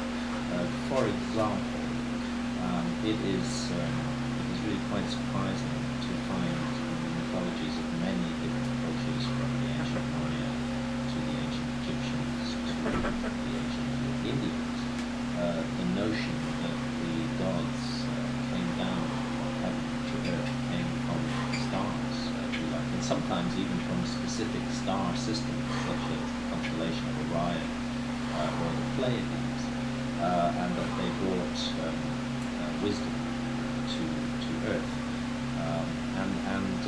The only conclusion I can come to is that all of these similar myths share a remote common ancestor, that at some time deep in prehistory there was a diffusion of ideas all around the world, and that this was a deliberate process designed to present information to the future and to preserve that information in a very clever way by encoding it in wonderful stories that people would want to go on telling to each other down the generations.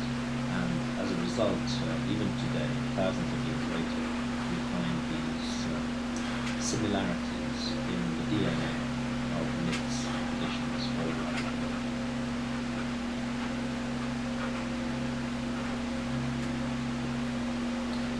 The date of 10,500 BC, roughly, give or take 50 or 100 years, that's 12,500 years ago, is a date that has come up again and again in my research.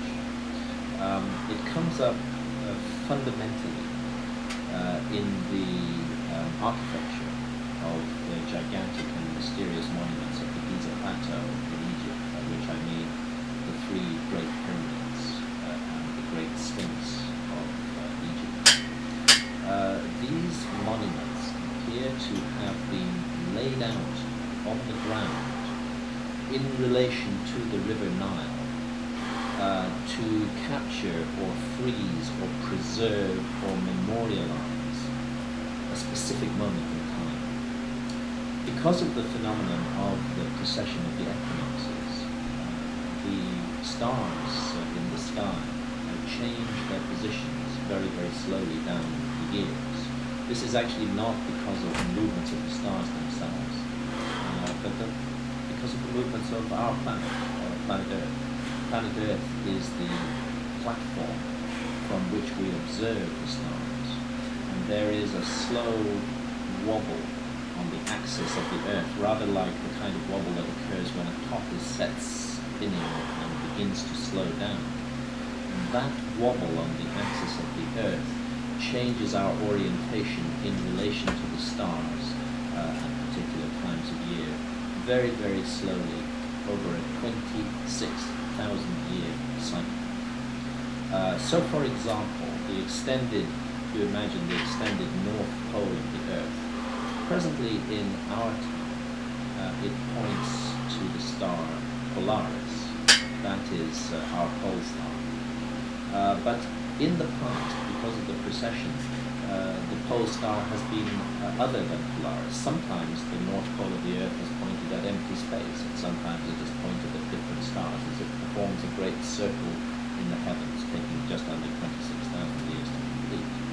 And this also affects the familiar constellations of the zodiac, 12 constellations of the zodiac, and their relationship to the rising sun at the spring equinox every year, the time when night and day are of exactly the length, which is the 21st of March in the northern hemisphere. And that's why we talk about, for example, we live in the dawning of the age of Aquarius. What that means is that in our age, if you stand an hour before dawn on the 21st of March and look perfectly due east, where the sun will rise on that day, but before the sun rises, you will see that the constellations of Pisces and Aquarius are lying on the horizon in the direction that we're looking. And what's happening is that they're rotating around in relation to the rising point of the sun. And for the last 2,000 years, the sun has been rising in Pisces, but it's now moving into the constellation of Aquarius, and that's what that song means. We live in the dawning of the age of Aquarius. If you were to go back thousands of years, you would find that there was a period roughly from 4000 BC to 2000 BC when the sun rose in the constellation of Taurus, the bull, on the spring equinox. And after that it was in the constellation of Aries, the ram, from 2000 BC to the time of Christ. And then from the time of Christ to the present day, as I say, it's been in the constellation of Pisces, the fish, and it's about to move into Aquarius. Not only the zodiacal constellations, but the exact position and orientation of all the other stars in the sky is also affected by this phenomenon called precession of the equinoxes. Now, I need to tell you this so that you understand what I'm going to say about the Gyges Plateau. It has been well established by my colleague, the engineer and archaeoastronomer Robert Bobar, in his book, The Orion Mystery, that there is an astonishing resemblance between the pattern of the three great pyramids on the ground at Giza and the pattern of the three stars of Orion's belt. And we need to understand immediately that the constellation of Orion was not just any old constellation to the ancient Egyptians. It was actually the most important constellation in the sky. And when they looked at the constellation of Orion, they saw it as the figure of their god, Osiris. So this constellation was extremely important to the ancient Egyptians. And there are many references in ancient Egyptian texts, pyramid texts, the Book of the Dead, and so on, which speak of the need, a mysterious need, to copy on the ground the patterns of the stars in the sky, and which tell us that a great secret is hidden in the sky, in the hidden circle of the sky. Now, what's interesting is that not only do the three stars of Orion's belt, do the three pyramids represent, obviously it's immediately obvious to the naked eye, anybody can see it, that the three pyramids have a pattern that's very similar to the pattern of the three stars of Orion's belt, and this is true in any age. But if you go back in time, and we can do this with modern computer software, there's excellent software now which incorporates all the movements of the precession of the equinoxes, and we have the privilege today on our computers of being able to see any sky at any time during the past 30,000 years over any point in the Earth's surface. And so if you set your computer software to Giza and start winding back the skies, you'll find that changes take place in the orientation of the constellation of Orion until you get to 10,500 BC, 12,500 years ago. And then the obvious resemblance of the three belt stars to the three pyramids becomes perfect. Absolutely a perfect lock between sky and ground. At dawn, on the spring equinox in 10,500 BC, at exactly the same moment, the constellation of Leo, the lion, is rising directly in front of the gaze of the Great Sphinx, which of course is a lion-bodied monument, and we believe originally a lion-headed monument as well. What happened was that later pharaohs who found this ancient monument simply recarved that lion's head into a human head, but originally it was entirely a lion. So we have a lion monument carved out of solid rock, gazing at its own image in the sky at dawn on the spring equinox in 10,500 BC. And at exactly the same moment, we have the three great pyramids on the ground laid out in exactly the pattern of the three stars of Orion's belt at the same date, 10,500 BC. And furthermore, the river Nile matches exactly the position of the Milky Way at that moment in time, 12,500 years ago. Now, I'm not suggesting that whoever created the Giza complex also put the river Nile there. The river Nile was there already, but that site was chosen because of the orientation of the river Nile at that time. It made a perfect site to create this diagram on the ground.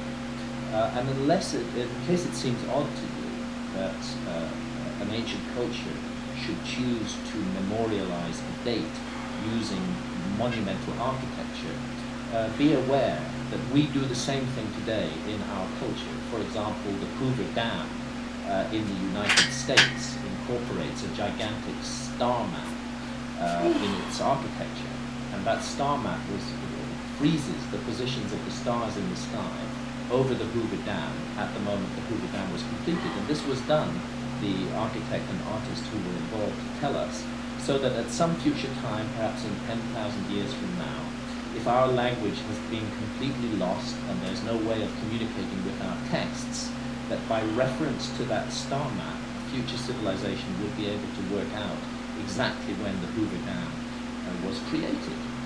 So this idea is not an extraordinary idea, but what's extraordinary is that we find it memorializing the date of 10,500 BC at Giza. And furthermore, we find something else that Professor Robert Schoch of Boston University and John Anthony West have demonstrated, I think conclusively, that the erosion patterns on the body of the Great Sphinx are the result of exposure to thousands of years of extremely heavy rainfall.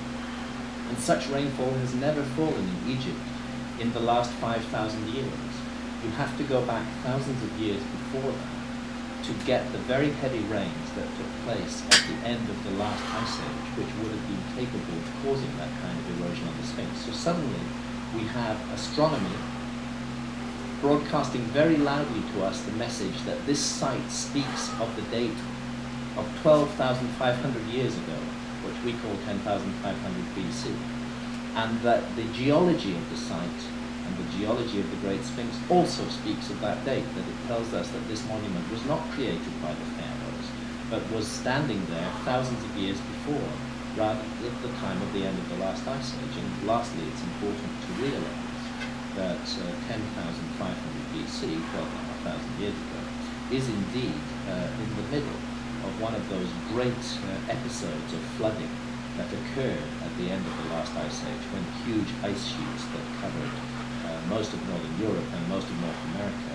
were melting down and sea level was rising.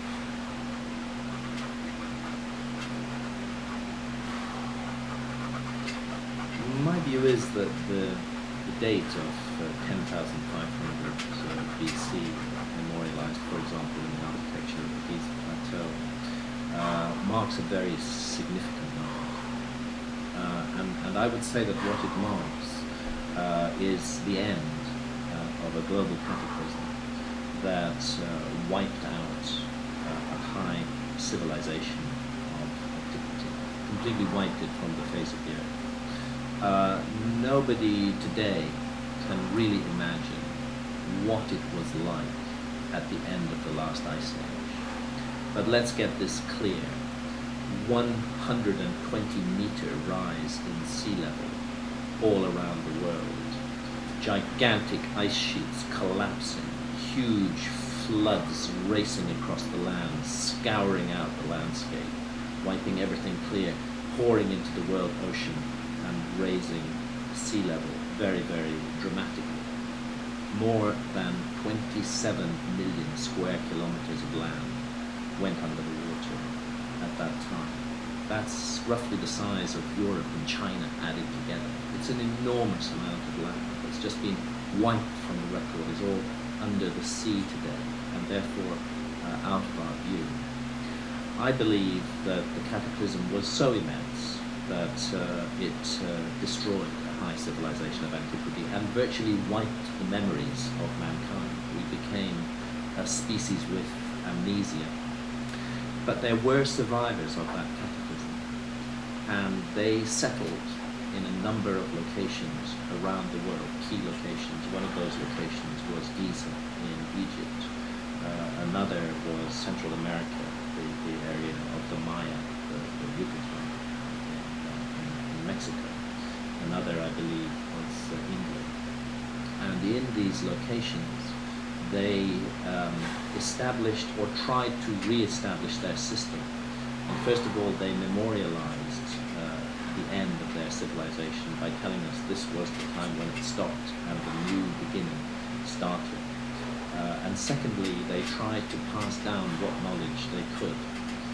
I envisaged institutions, something like monasteries, which were established in these different locations, and which then recruited from the local population, so that within 1 or 2 generations, everybody who was within those institutions was a member of the local population, not a settler from a lost civilization, but nevertheless preserving and passing down the knowledge of the lost civilization.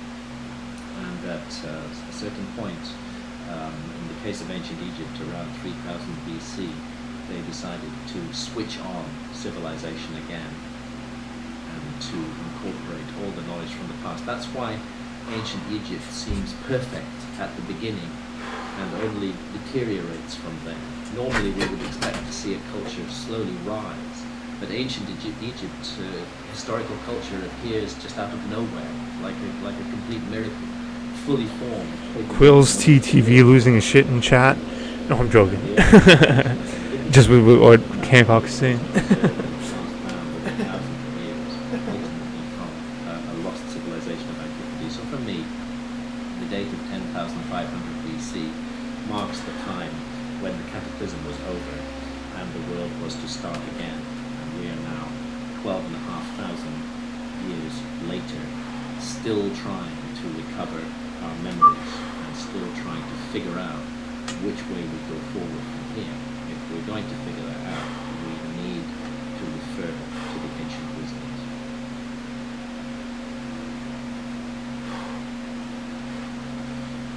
Well, I guess everyone wants to know what was the purpose of the Great Pyramids of Giza. The Great Pyramid itself is the last surviving wonder of the ancient world.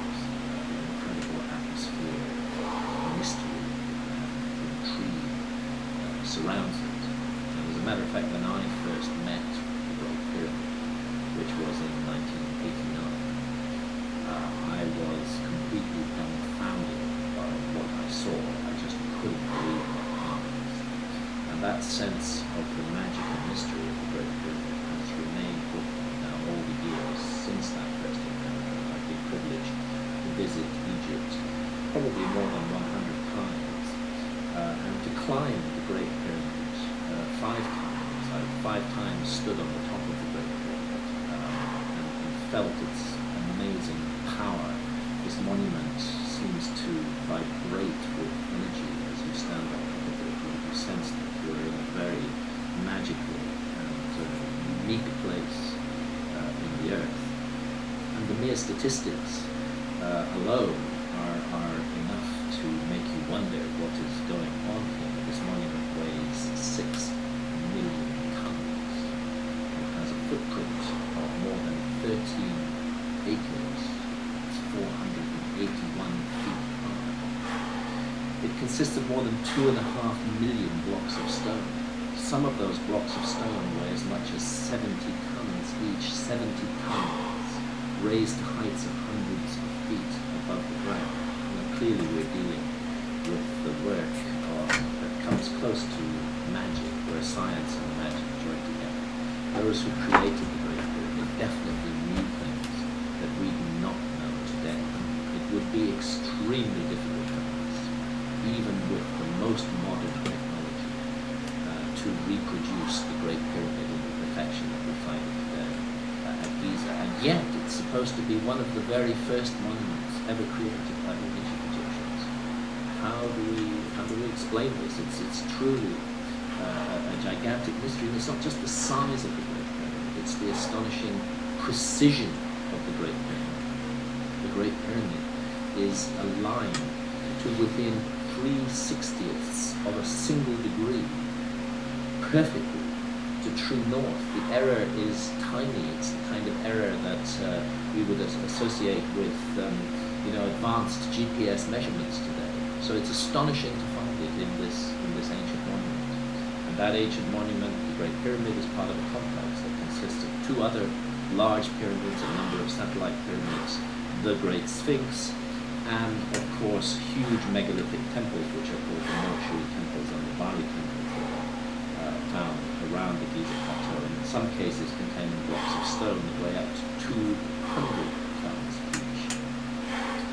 Clearly there's something very special going on at Giza, and I would suggest that these monuments have more than one function. I don't think that it's enough to say, as the Egyptologists do and keep repeating to us, that these monuments were the tombs of pharaohs. Actually, there is no evidence whatsoever that these monuments were the tombs of pharaohs. Not a single pharaonic burial has ever been found inside any of them. There are no inscriptions inside any of them which tell us that this or that is the tomb of this or that pharaoh. They're completely anonymous and silent. We have to deduce their purpose from studying the monuments directly and letting the monuments speak to us. One thing is clear, they have a spiritual purpose. The ancient Egyptian religion, which I believe was inherited from a lost civilization, focuses very much on the mystery of life and death. Today in our civilization, we hardly ask any questions about these matters. There's an assumption by materialist scientists that when we die, we're dead, and that's the end of the story. We're just matter, and when the matter dies, we're finished. That is the unproven assumption of materialist science. There is actually no evidence for that assumption. It's a kind of religious belief on the part of scientists that there is no life after death. No scientist has actually been there and come back and said, oh, I went there and I found no life after death.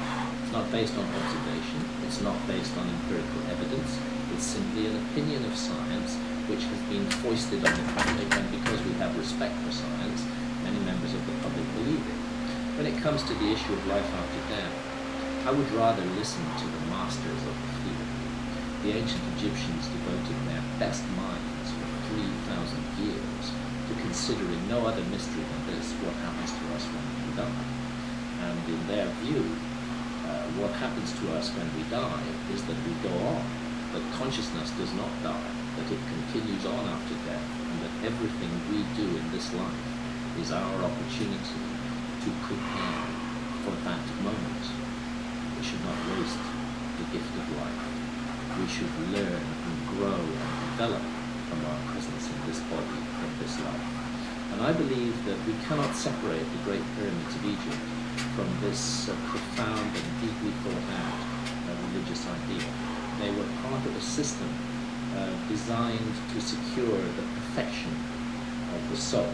This was a notion that was very clear in the ancient Egyptian texts. We should seek to perfect our souls during this life, not to perfect our material wealth, not to surround ourselves with things and objects, not to put on a panoply of display and power. What we're here to do in this life is to grow and develop our soul. And I believe very strongly that the Great Pyramids were connected to this. If you're lucky enough to find yourself completely alone in the Great Pyramid, rather than with a group of 150 tourists, you'll begin to gather what I mean. A kind of silence descends. It's as though there's a spirit in the walls of the Great Pyramid that hides when there are too many people around, but that comes out and speaks to you directly when you're alone. And even better if you're lucky enough to be there when the electricity is cut and you find yourself in complete darkness in this gigantic, echoing, 6 million ton perfect monument in its narrow corridors and passageways, its pitfalls, its mysterious chambers. Find your way around that monument in the dark, as I believe the ancient initiates did. Allow the sensory deprivation to work on you, and you will begin to feel a connection with the world beyond. And that connection is nourishing, and it tells us very clearly that there's much more to this life than just our material bodies. I think the Great Pyramid was used as a place of initiation. I do envisage pharaohs and those before them placed inside it in total darkness to overcome their fears and to allow the monument to speak to them directly. It's a kind of process of transmutation that takes place. And I think we would be wrong to separate the pyramids from that spiritual objective. But interestingly, there are many technical elements in the Great Pyramid as well, just the sheer wonder of the architecture and the astronomical and mathematical and geometrical elements of the Great Pyramid. These require us, if we wish to understand them, to initiate ourselves in those systems of knowledge. When I first came to the Great Pyramid, I was completely ignorant of astronomy and mathematics. But in order to understand the Great Pyramid and get to grips with it, I had to teach myself these subjects. I had to start learning about them. It forced me to initiate myself, and it set me on a process of learning that has helped me to grow and develop.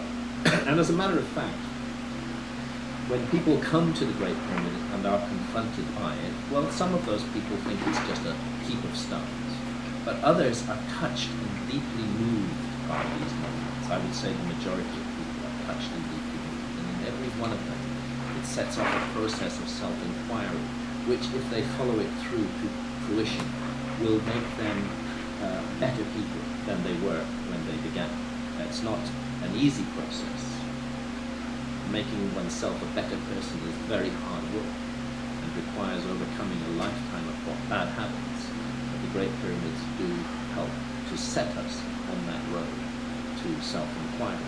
And I'm not saying that I've got there yet. I'm still a beginner on that road, but I'm grateful to the Great Pyramid for opening my mind to extraordinary possibilities and allowing me to begin in a very amateurish way to start off the learning process that was used in ancient times with the high initiates of antiquity. I'm against the idea that the Great Pyramid is some kind of machine for generating power or whatever. I think that oversimplifies the amazing protection of the monument. I think it is fundamentally about the growth and development of the human soul. But nevertheless, it's quite likely also that the energetic powers of the Great Pyramid, which are well documented, were a further function of this monument, that it sits on top of the power point on the earth, and that the health of the whole land around it is in some way protected by this monument. So although I resist a notion that this is purely a technological monument, I don't deny that there is a possibility that it does have some technological functions.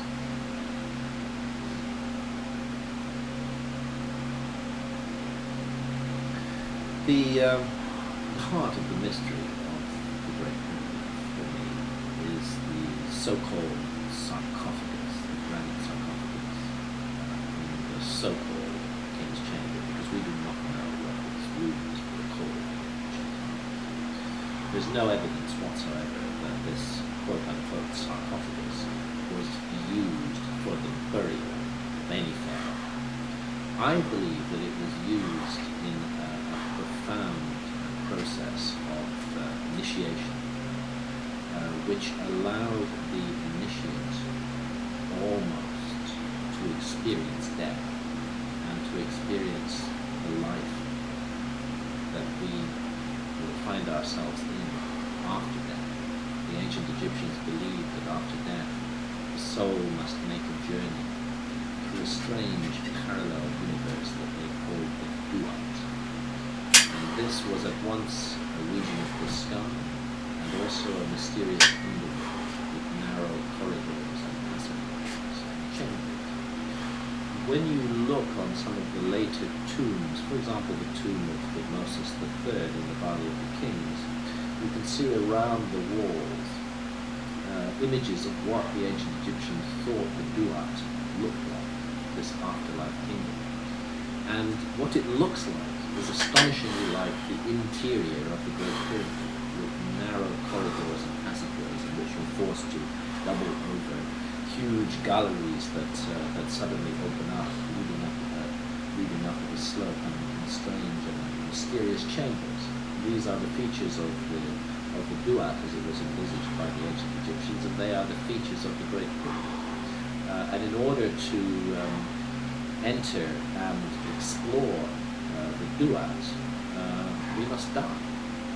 And I believe what the ancient Egyptians did was they found a way, inherited from a lost civilization, a system of knowledge, which allowed them to experience death without dying. And that the sarcophagus was used as part of this process. Firstly, the initiate would be placed in total darkness inside the Great Pyramid, complete sensory deprivation. Sensory deprivation is known to be one of the necessary conditions for bringing on visionary experience.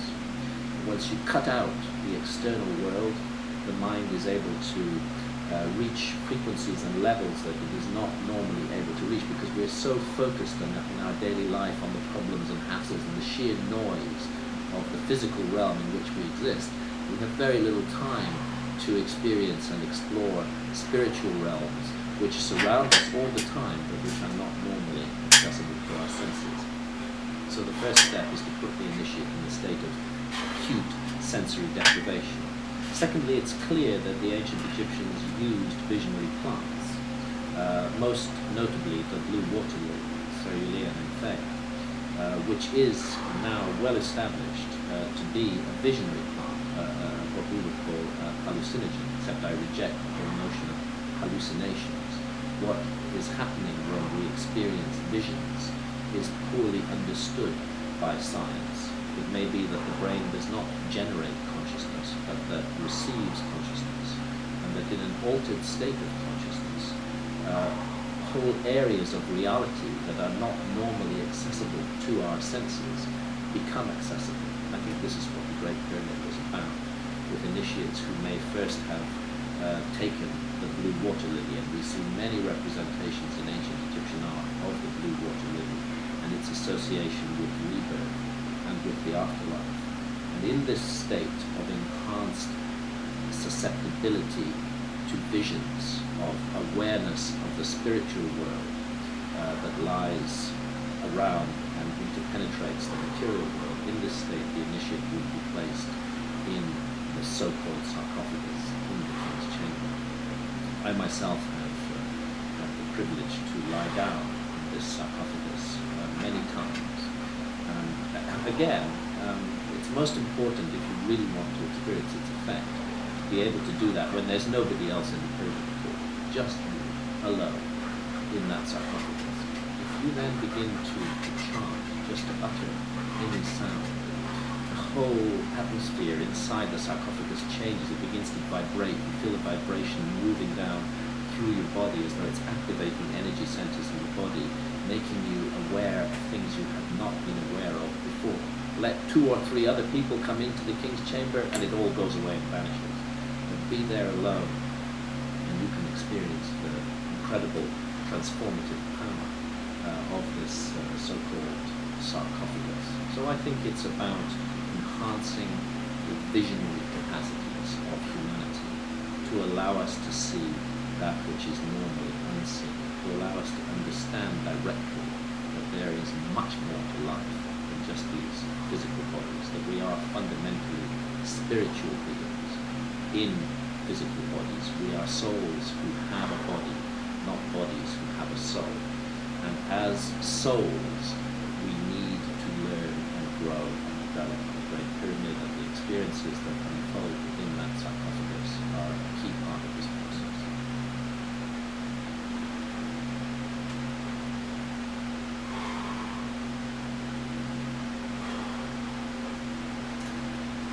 My best guess, after having had the privilege of spending more than 20 years studying the monuments of the Giza Plateau, is that these monuments were built in 2 distinct phases, and that we cannot separate them off completely from the pharaohs of Egypt. The pharaohs of Egypt were involved in this project, and the survivors of a lost civilization were also involved in this project thousands of years ago.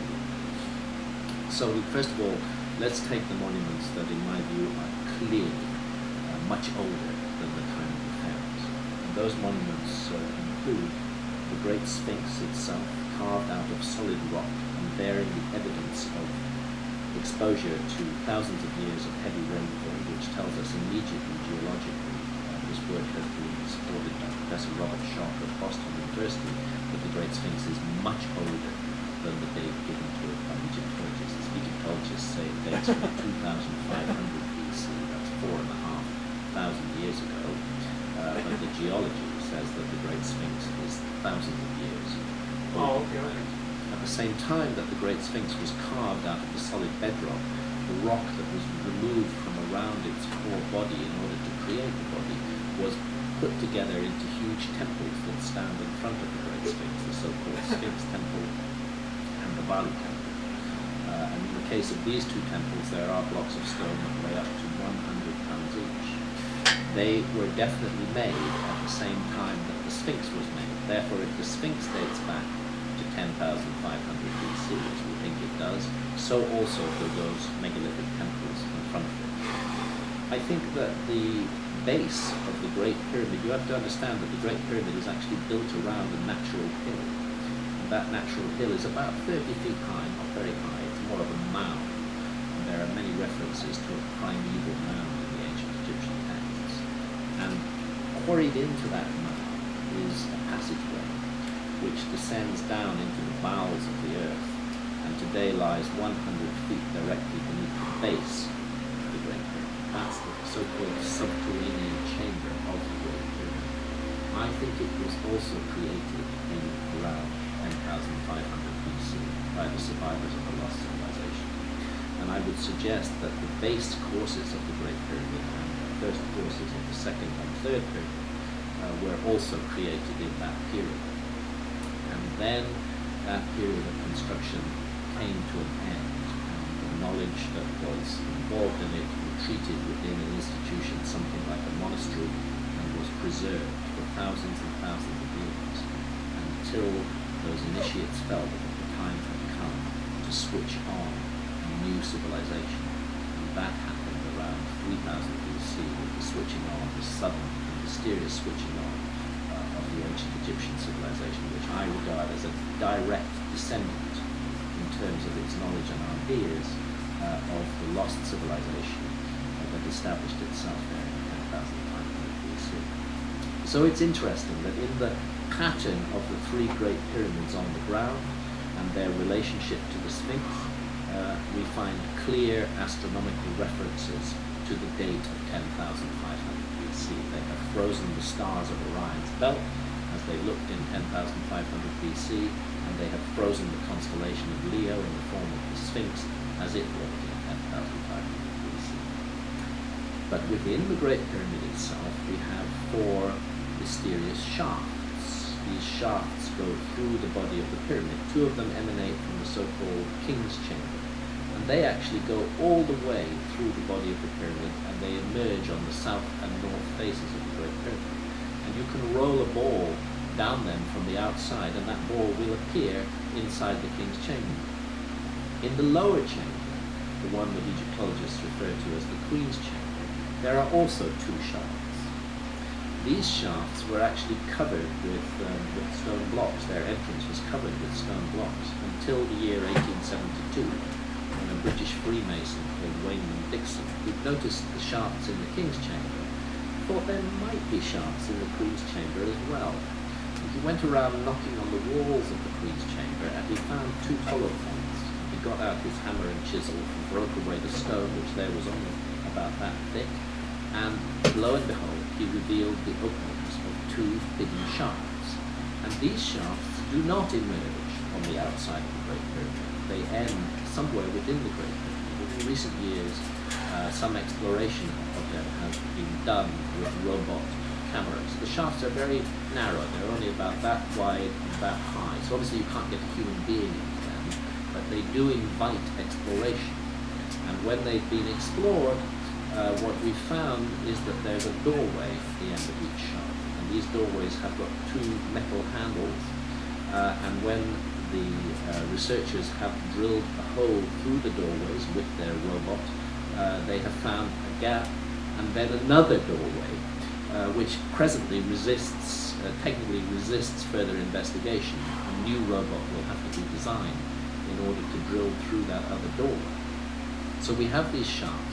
And what's interesting is that all four shafts point at four stars in the positions that they occupied, not in 10,500 BC, but in 2,500 BC, the time of the pharaohs of Egypt. So, for example, the southern shaft of the Queen's Chamber points at the star Sirius in its position in 2,500 BC. And the star Sirius was extremely important to the ancient Egyptians. It was the goddess Isis.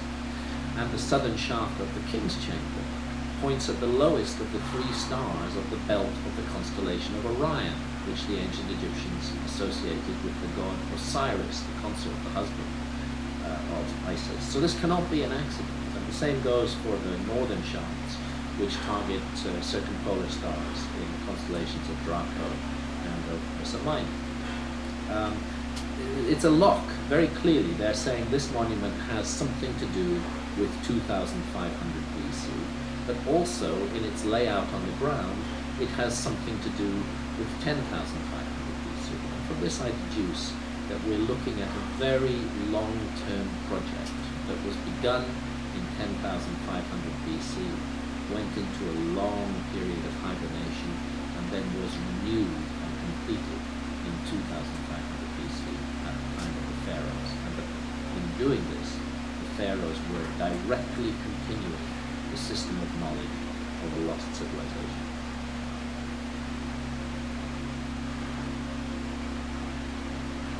I would say that not just under and around the Great Sphinx, but all over the Giza Plateau and amongst its incredible monuments, there are hidden and as yet undiscovered or unexplored features.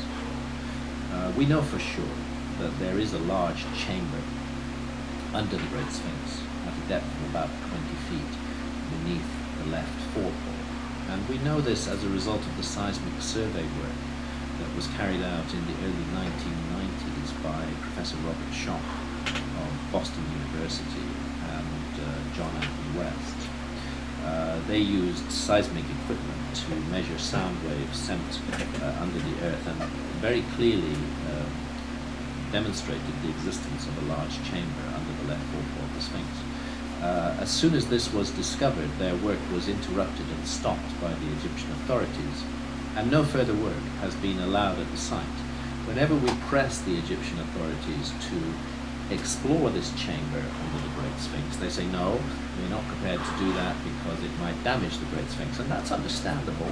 We don't want to damage the Great Sphinx. But there are, with modern technology, very subtle ways, using fiber optic camera to drill down and insert a camera into that chamber and see what's going on there. And I do find it odd that the Egyptian authorities up till now and the whole Egyptological establishment have resisted the exploration of this chamber, because there are accounts from a number of different sources that suggest that something very interesting may be hidden in that chamber.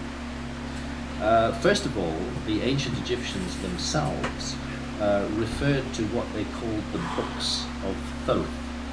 Thoth was the ancient Egyptian god of wisdom, the supposed inventor of writing, who later became associated with the Greek god Hermes, and even later with the Roman god Mercury. The books of Thoth are referred to as being hidden in a secret chamber in many ancient Egyptian texts, and these texts tell us very specifically that that chamber is somewhere on the Giza Plateau. I think that that chamber that's been identified but not yet explored beneath the Great Sphinx may well be the chamber that is referred to in those ancient texts, and that hold these books of wisdom, the wisdom of the gods. From a completely different source, a more modern source, the American psychic Edgar Cayce, who was fundamentally a healer. Edgar Cayce used to put himself into trance, and in the trance state he would be able to diagnose the illness of his patient and to propose a remedy, and he was an enormously successful healer. But he also said other things when he was in a trance, and specifically he remembered past lives, going back to the time of the lost civilization of Atlantis. Now, of course, I understand that modern scientists reject any notion of past lives, and whenever we talk about psychics, they roll their eyes and claim that we're mad. But nevertheless, the information that Edgar Cayce brought to this subject is extremely interesting. He said, long before the seismic survey work was done in the 1990s, he said this back in the 1940s, that a chamber would be found beneath the left forepaw of the Sphinx. And what he said was that that chamber contains the whole of records of Atlantis, all the records of a lost civilization, all their science, all their spiritual knowledge, everything preserved there like a time capsule to be rediscovered in our time today. And were it Edgar Cayce alone, I would place less weight on it. But once we also take into account the ancient tradition, the ancient Egyptian traditions of the books of Thoth hidden in a chamber at Giza, I think we need to take this very, very seriously. I would suggest that a lost chapter of the history of mankind and all the evidence for it will be found in that chamber, and that knowledge of that lost civilization may be precisely what we need today in order to recover our memory and move forward again on the true path of mankind. Because one thing's for sure today, we are lost. The human race is lost. We do not know where we are going. We do not know what our mission here is, and we need to rediscover it, and with the help of the ancients we may be able to do so. So yes, under the Great Sphinx, definitely a chamber, and very interesting possibilities as to what that chamber may contain. But let's not confine ourselves to that. I think the whole of the Giza Plateau, and again there's some seismic evidence for this, it sits on top of a labyrinth of underground corridors and passageways, and that within the Great Pyramid itself, down in the subterranean chamber, we just see one part of this labyrinth, that it continues underneath the whole of the Giza Plateau. And lastly, that there are almost certainly hidden chambers within the Great Pyramid itself. Those mysterious shafts from the Queen's Chamber, the south and north shafts that end with little doors, which are followed by a space and yet another door that has not yet been opened, suggest to me very strongly that there may be other chambers inside the Great Pyramid. And we are going to have to work very hard in order to find and explore those chambers. But mysteriously, It seems that certain forces are at work in the world of Egyptology, in the world of officialdom, that do not want us to make those discoveries. I think this is a crucial issue for mankind. We need to recover our memory. We cannot be prevented from doing so by arrogant bureaucrats who may indeed have a dark purpose for mankind. We need to recover our memory, and the keys to our memory lie at Giza.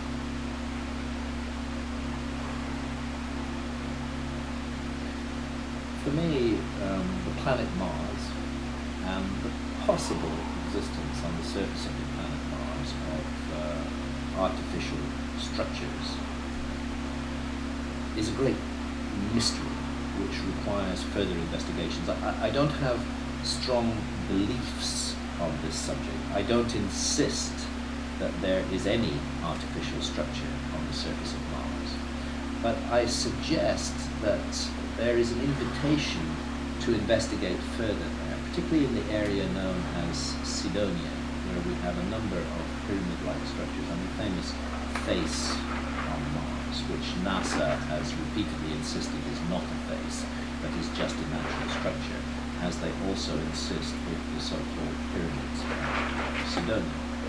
My friend Richard Hogan has done a huge amount of work on those structures and has found astonishing geometrical relationships connecting them, which would be most surprising if they were natural, but which makes sense if they're artificial.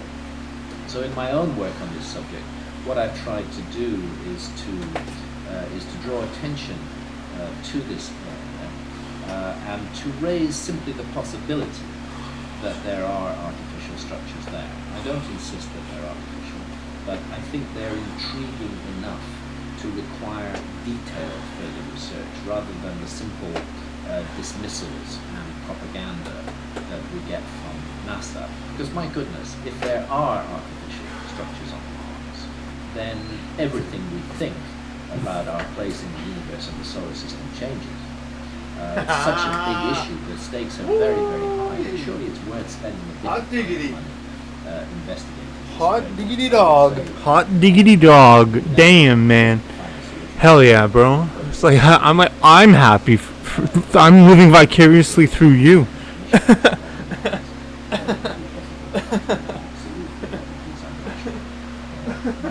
Artificial structures. I'm not saying man-made structures because we don't know who made them, if they're structures at all.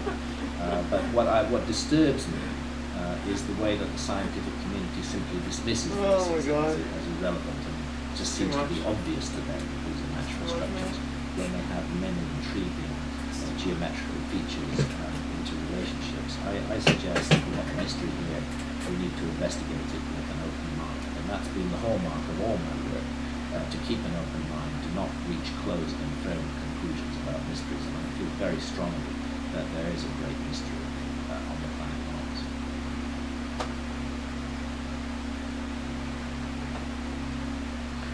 When it comes to the subject of Mars, I don't have beliefs. I have curiosity. And I feel that there are enough mysterious and intriguing features on the surface of the planet Mars to arouse the curiosity of any reasonable person. If the pyramids and the face on Mars that we find in the region of Cydonia are artificial structures, then we have to ask ourselves, when were they made? What do they represent? And what happened to whoever or whatever made them? And the one thing that I think I've demonstrated quite conclusively in my work on this subject is that the planet Mars... Oh, for 130. Nice, man. Yeah, that's pretty standard. In person, yeah. I don't know. You get the weird special stuff. That's still a good price, man. It's just so crazy now. The prices are so good now. Break up into multiple warheads and hit the planet Jupiter some years ago. A similar cataclysm. Of course, the planet Jupiter is so large that it can absorb many such impacts, but Mars is much smaller. And a similar cataclysm occurred on Mars, so that one half of Mars is a kilometer higher than the other half. It's as though the whole outer surface of half of the planet Mars was just blasted away by huge cosmic impacts. and the evidence that I have explored suggests that this cataclysm on Mars occurred relatively recently, within the last 20,000 years, exactly the same time that we also had the cataclysm of the end of the last ice age on Earth. And given the undoubted cataclysmic history of the planet Mars, this was a planet that once had water, it may have been fertile, it may have been an excellent home for life, and then it was struck by this gigantic bombardment of an exploding, fragmenting comet, and was just literally destroyed overnight. Given that cataclysmic history, I don't think we should rule out anything until we've been there and explored that planet. It may be that there is much more than evidence for just very simple life forms on Mars. It may be that there was a whole civilization there, and it may even be that that civilization was in some way connected with the lost civilization on Earth. But beyond that, I will not go in speculation, and it's all speculation until we actually get to Mars, physically put boots on the planet, and explore the mysterious features of that planet.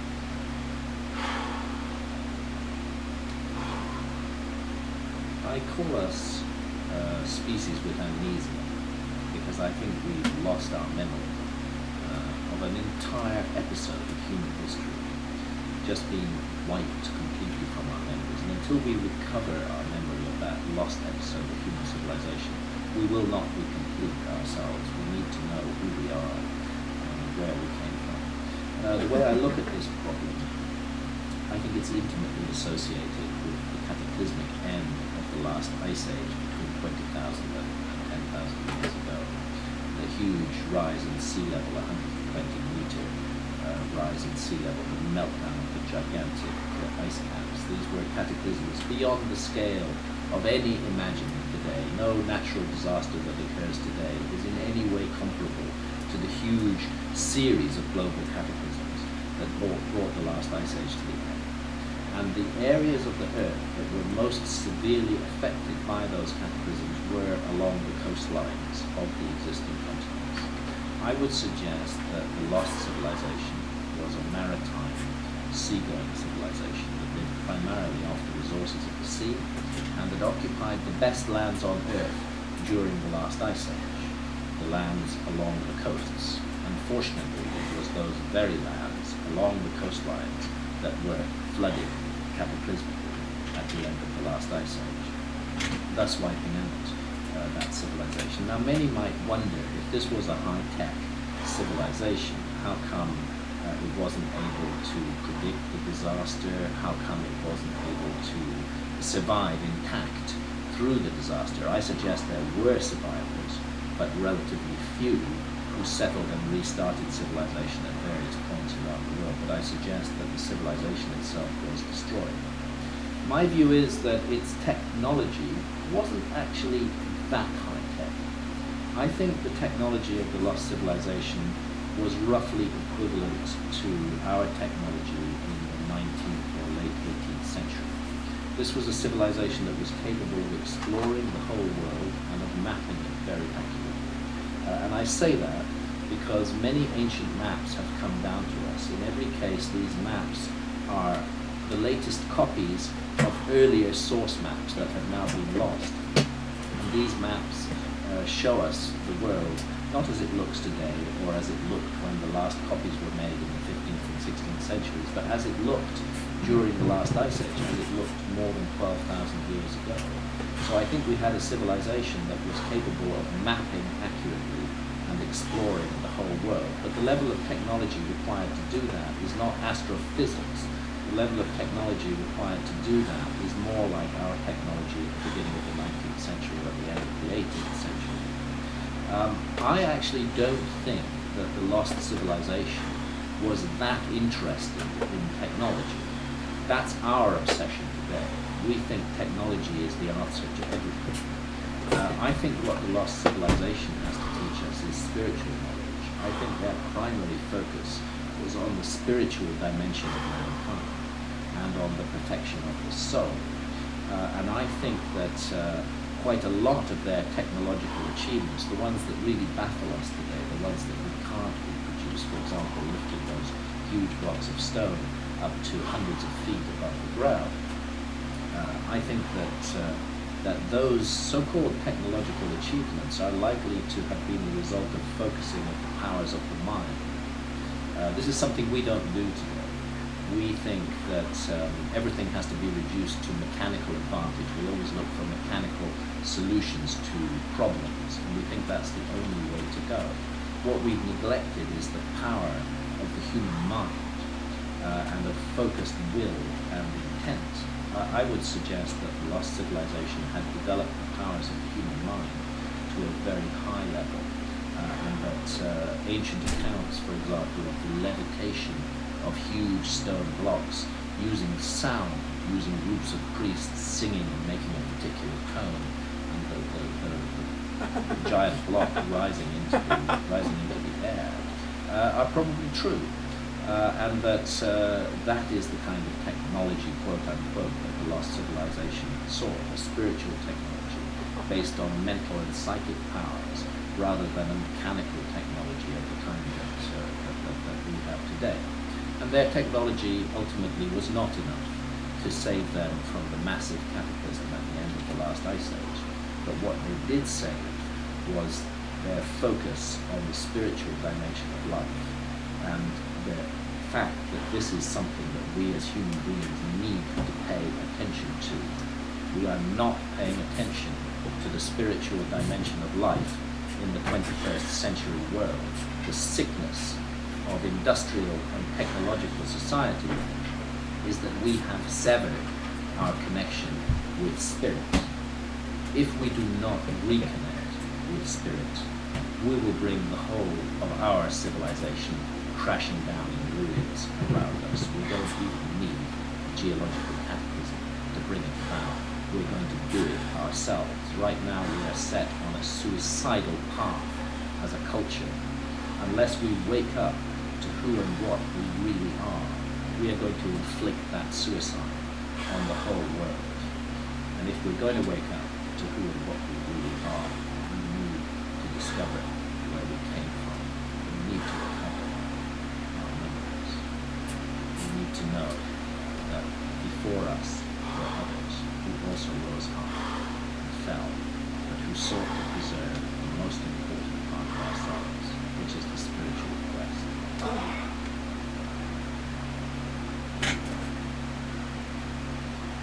So what happened to the lost civilization, and why have we not found more traces of it? The answer lies in the gigantic cataclysm at the end of the last ice age, a cataclysm that is just beyond all imagining today.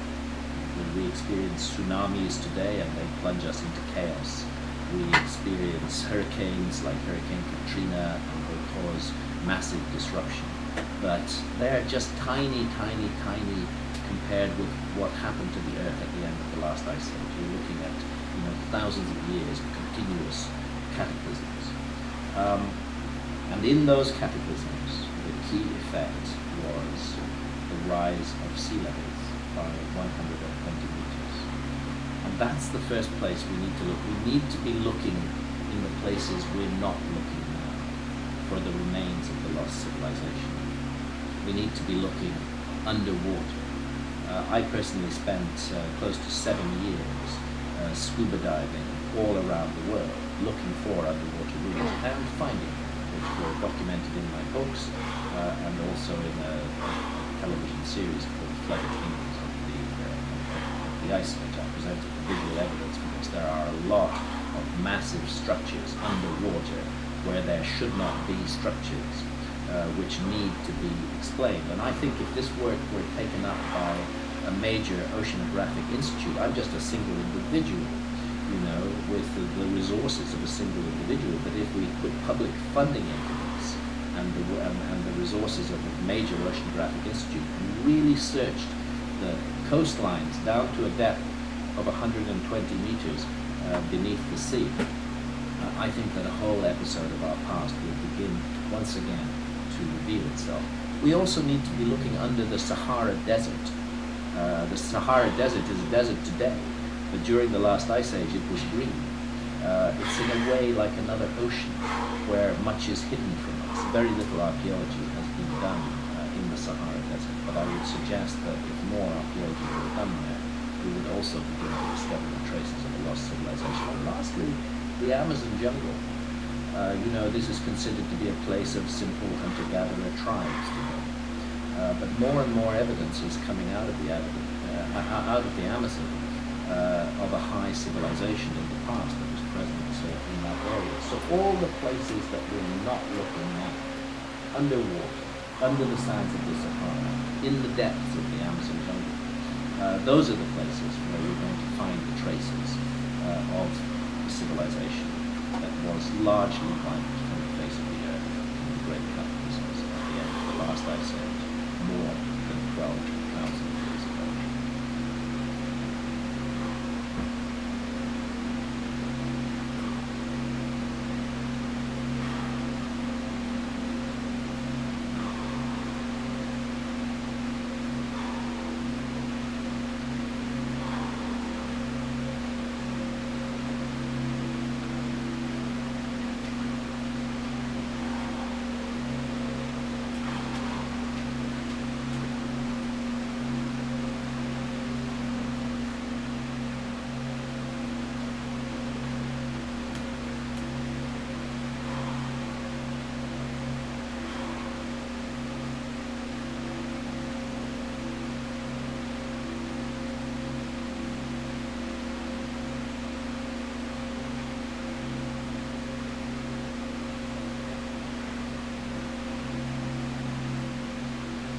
Welcome everybody to Beyond the Brain 16 in 2021 online.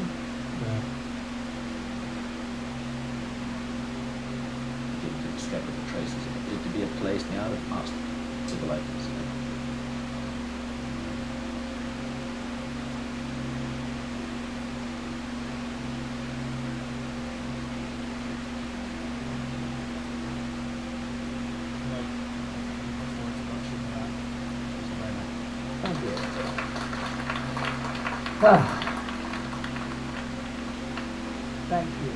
Thank you.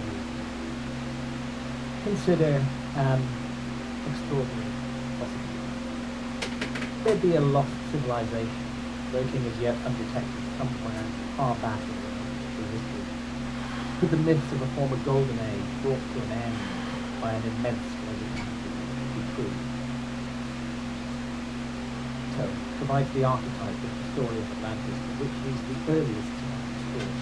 He describes Atlantis as having advanced architecture, advanced agriculture, advanced shipbuilding technology, seafaring, and advanced social and political. It was once a beautiful and generous culture, but in time became arrogant, cruel, and materialistic. A ringing phrase that should remind us of the behavior of advanced technological societies today. Plato tells us that it ceased to carry its prosperity with moderation. As though in punishment for this hubris, the universe slapped Atlantis down. In a single dreadful day and night, fire, earthquakes, and flood, it was swallowed up by the sea, vanished. Mankind had to begin again, like children, no memory. The view of historians and archaeologists is that Plato made the whole story up. Today, anyone who takes Atlantis seriously can expect to be accused of archaeological fantasy or worse, fraud. Archaeologists have worked out timelines to construct what I call the House of History. These timelines, showing slow, steady evolutionary progress, are used to argue that there's no room for an advanced prehistoric civilization like Atlantis, or for a cataclysm big enough to ignite humanity. New science, not yet taken into account by historians and archaeologists, would give us pause for thought. As we'll see, there's now growing recognition that an extinction-level global cataclysm unfolded very recently, right in the foundations of the House of History, between 12,800 and 11,600 years ago. Could this newly discovered cataclysm be connected in some way to the cataclysm of earthquake, flood, and fire that Plato tells us destroyed Atlantis? cataclysmic events shape and reshape the world and allow new stories to emerge. 65 million years ago, the dinosaurs were wiped out in a global cataclysm. If their line survives at all, it may be in chickens and other things, but at the same time, a little shrew-like, the ancestor of the mammalian line, was skulking in the primeval forests going nowhere. Once the dinosaurs were cleared out of the way, that shrew began to evolve. 65 million years later, here we are, the new rulers of the world. So at risk of oversimplification, what happened 65 million years ago was so huge that it turned dinosaurs into chickens and shrews into human beings. It's now universally agreed that the cataclysm was caused by a 6-mile wide chunk of rock in space, hitting the Earth at about 70,000 miles. It just kept dividing whether the culprit was an asteroid or a comet. Whether asteroid or comet, it left a distinct fingerprint. Layer of ash and soot, marking the KT boundaries of the Cretaceous Tertiary boundary that is filled with iridium, carbon microspherules, nanodiamonds, melt glass similar to hematite, and other minerals subjected to huge temperatures in excess of 2,200 degrees centigrade, the boiling point of fuels, across enormous areas of the Earth's surface. These are the characteristic chemical signatures of a colossal concentration. Nothing else can account for. They're referred to as impact toxins. This is Walter Alvarez were the father-son team who revealed the true nature of the KT event. For more than a decade, they were subjected to quite vicious attacks from other scientists who refused to accept the evidence of the impact toxins. When the crater left by the impact was found deeply buried beneath the Gulf of Mexico, bitter criticism ceased. The Alvarez case for a cosmic impact and related extinction 65 million years ago is now regarded as concern. Keep in mind, while I introduce you to the work of another group of highly credentialed scientists, there are more than 30 members of their team. Their leading lights shown on this slide include Tim Tennant, West, Richard Firestone, James Whitcomb, and Elvis Stevens. They initially joined forces to investigate a mystery of the frozen millennia of the last ice age. The last glacial maximum reduced 21,000 years ago. After that, temperatures began to reduce. But then suddenly, with ice still 2 kilometers deep on top of North America and Northern Europe, there was a striking and dramatic plunge in short, sharp speed that lasted from roughly 12,800 to 11,600 years ago. This period of extreme and anomalous cold is known to geologists as the youngest drama. The mystery is what to do. It turns out that precisely at the younger Gaia boundary, there's a layer of ash and soot in the sky, referred to as the black mass, distributed across a vast area of the Earth's surface and filled with abundances of the same impact toxins that bear witness to the KT event. Unlike the KT event, the younger Gaia cataclysm is astonishingly deep, just 12,800 years ago. Initially, the team took the event at 12,900 years, but was subsequently showed that date has been refined down to 12,800. This is the first paper published by the younger Gaia think tank. It appeared in PNAS, Proceedings of the National Academy of Sciences, in October 2020. The headline speaks to it. Evidence that extraterrestrial infants 12,900 years ago attributed to megathermal extinction and the younger Gaia. I'll show you a few more of the things, just to make the point that this is mainstream, peer-reviewed science we're dealing with today, not the PNAS, 2009, shock synthesized hexagonal diamonds in younger Gaia science. Very high temperature impact melt products is evidence of positive airburst of impact 12,900 years ago, evidence from Mexico, evidence from the Greenland ice sheet, evidence for deposition of 10 million tons of impact failures across 4 continents, 12,800 years ago. Here's the Journal of Geology, 5th of September 2014. nanodiamond-rich layer across 3 continents consistent with major cosmic impact 12,800 years ago. Proceedings of the National Academy of Sciences, July 2016. The evidence presented in this paper rules out any possibility that the impact proxies in the Younger Dryas layer were laid down gradually over periods of time. The Bayesian chronological analysis shows that the cataclysm was unleashed synchronously in a geological instant, effectively a single drift of air.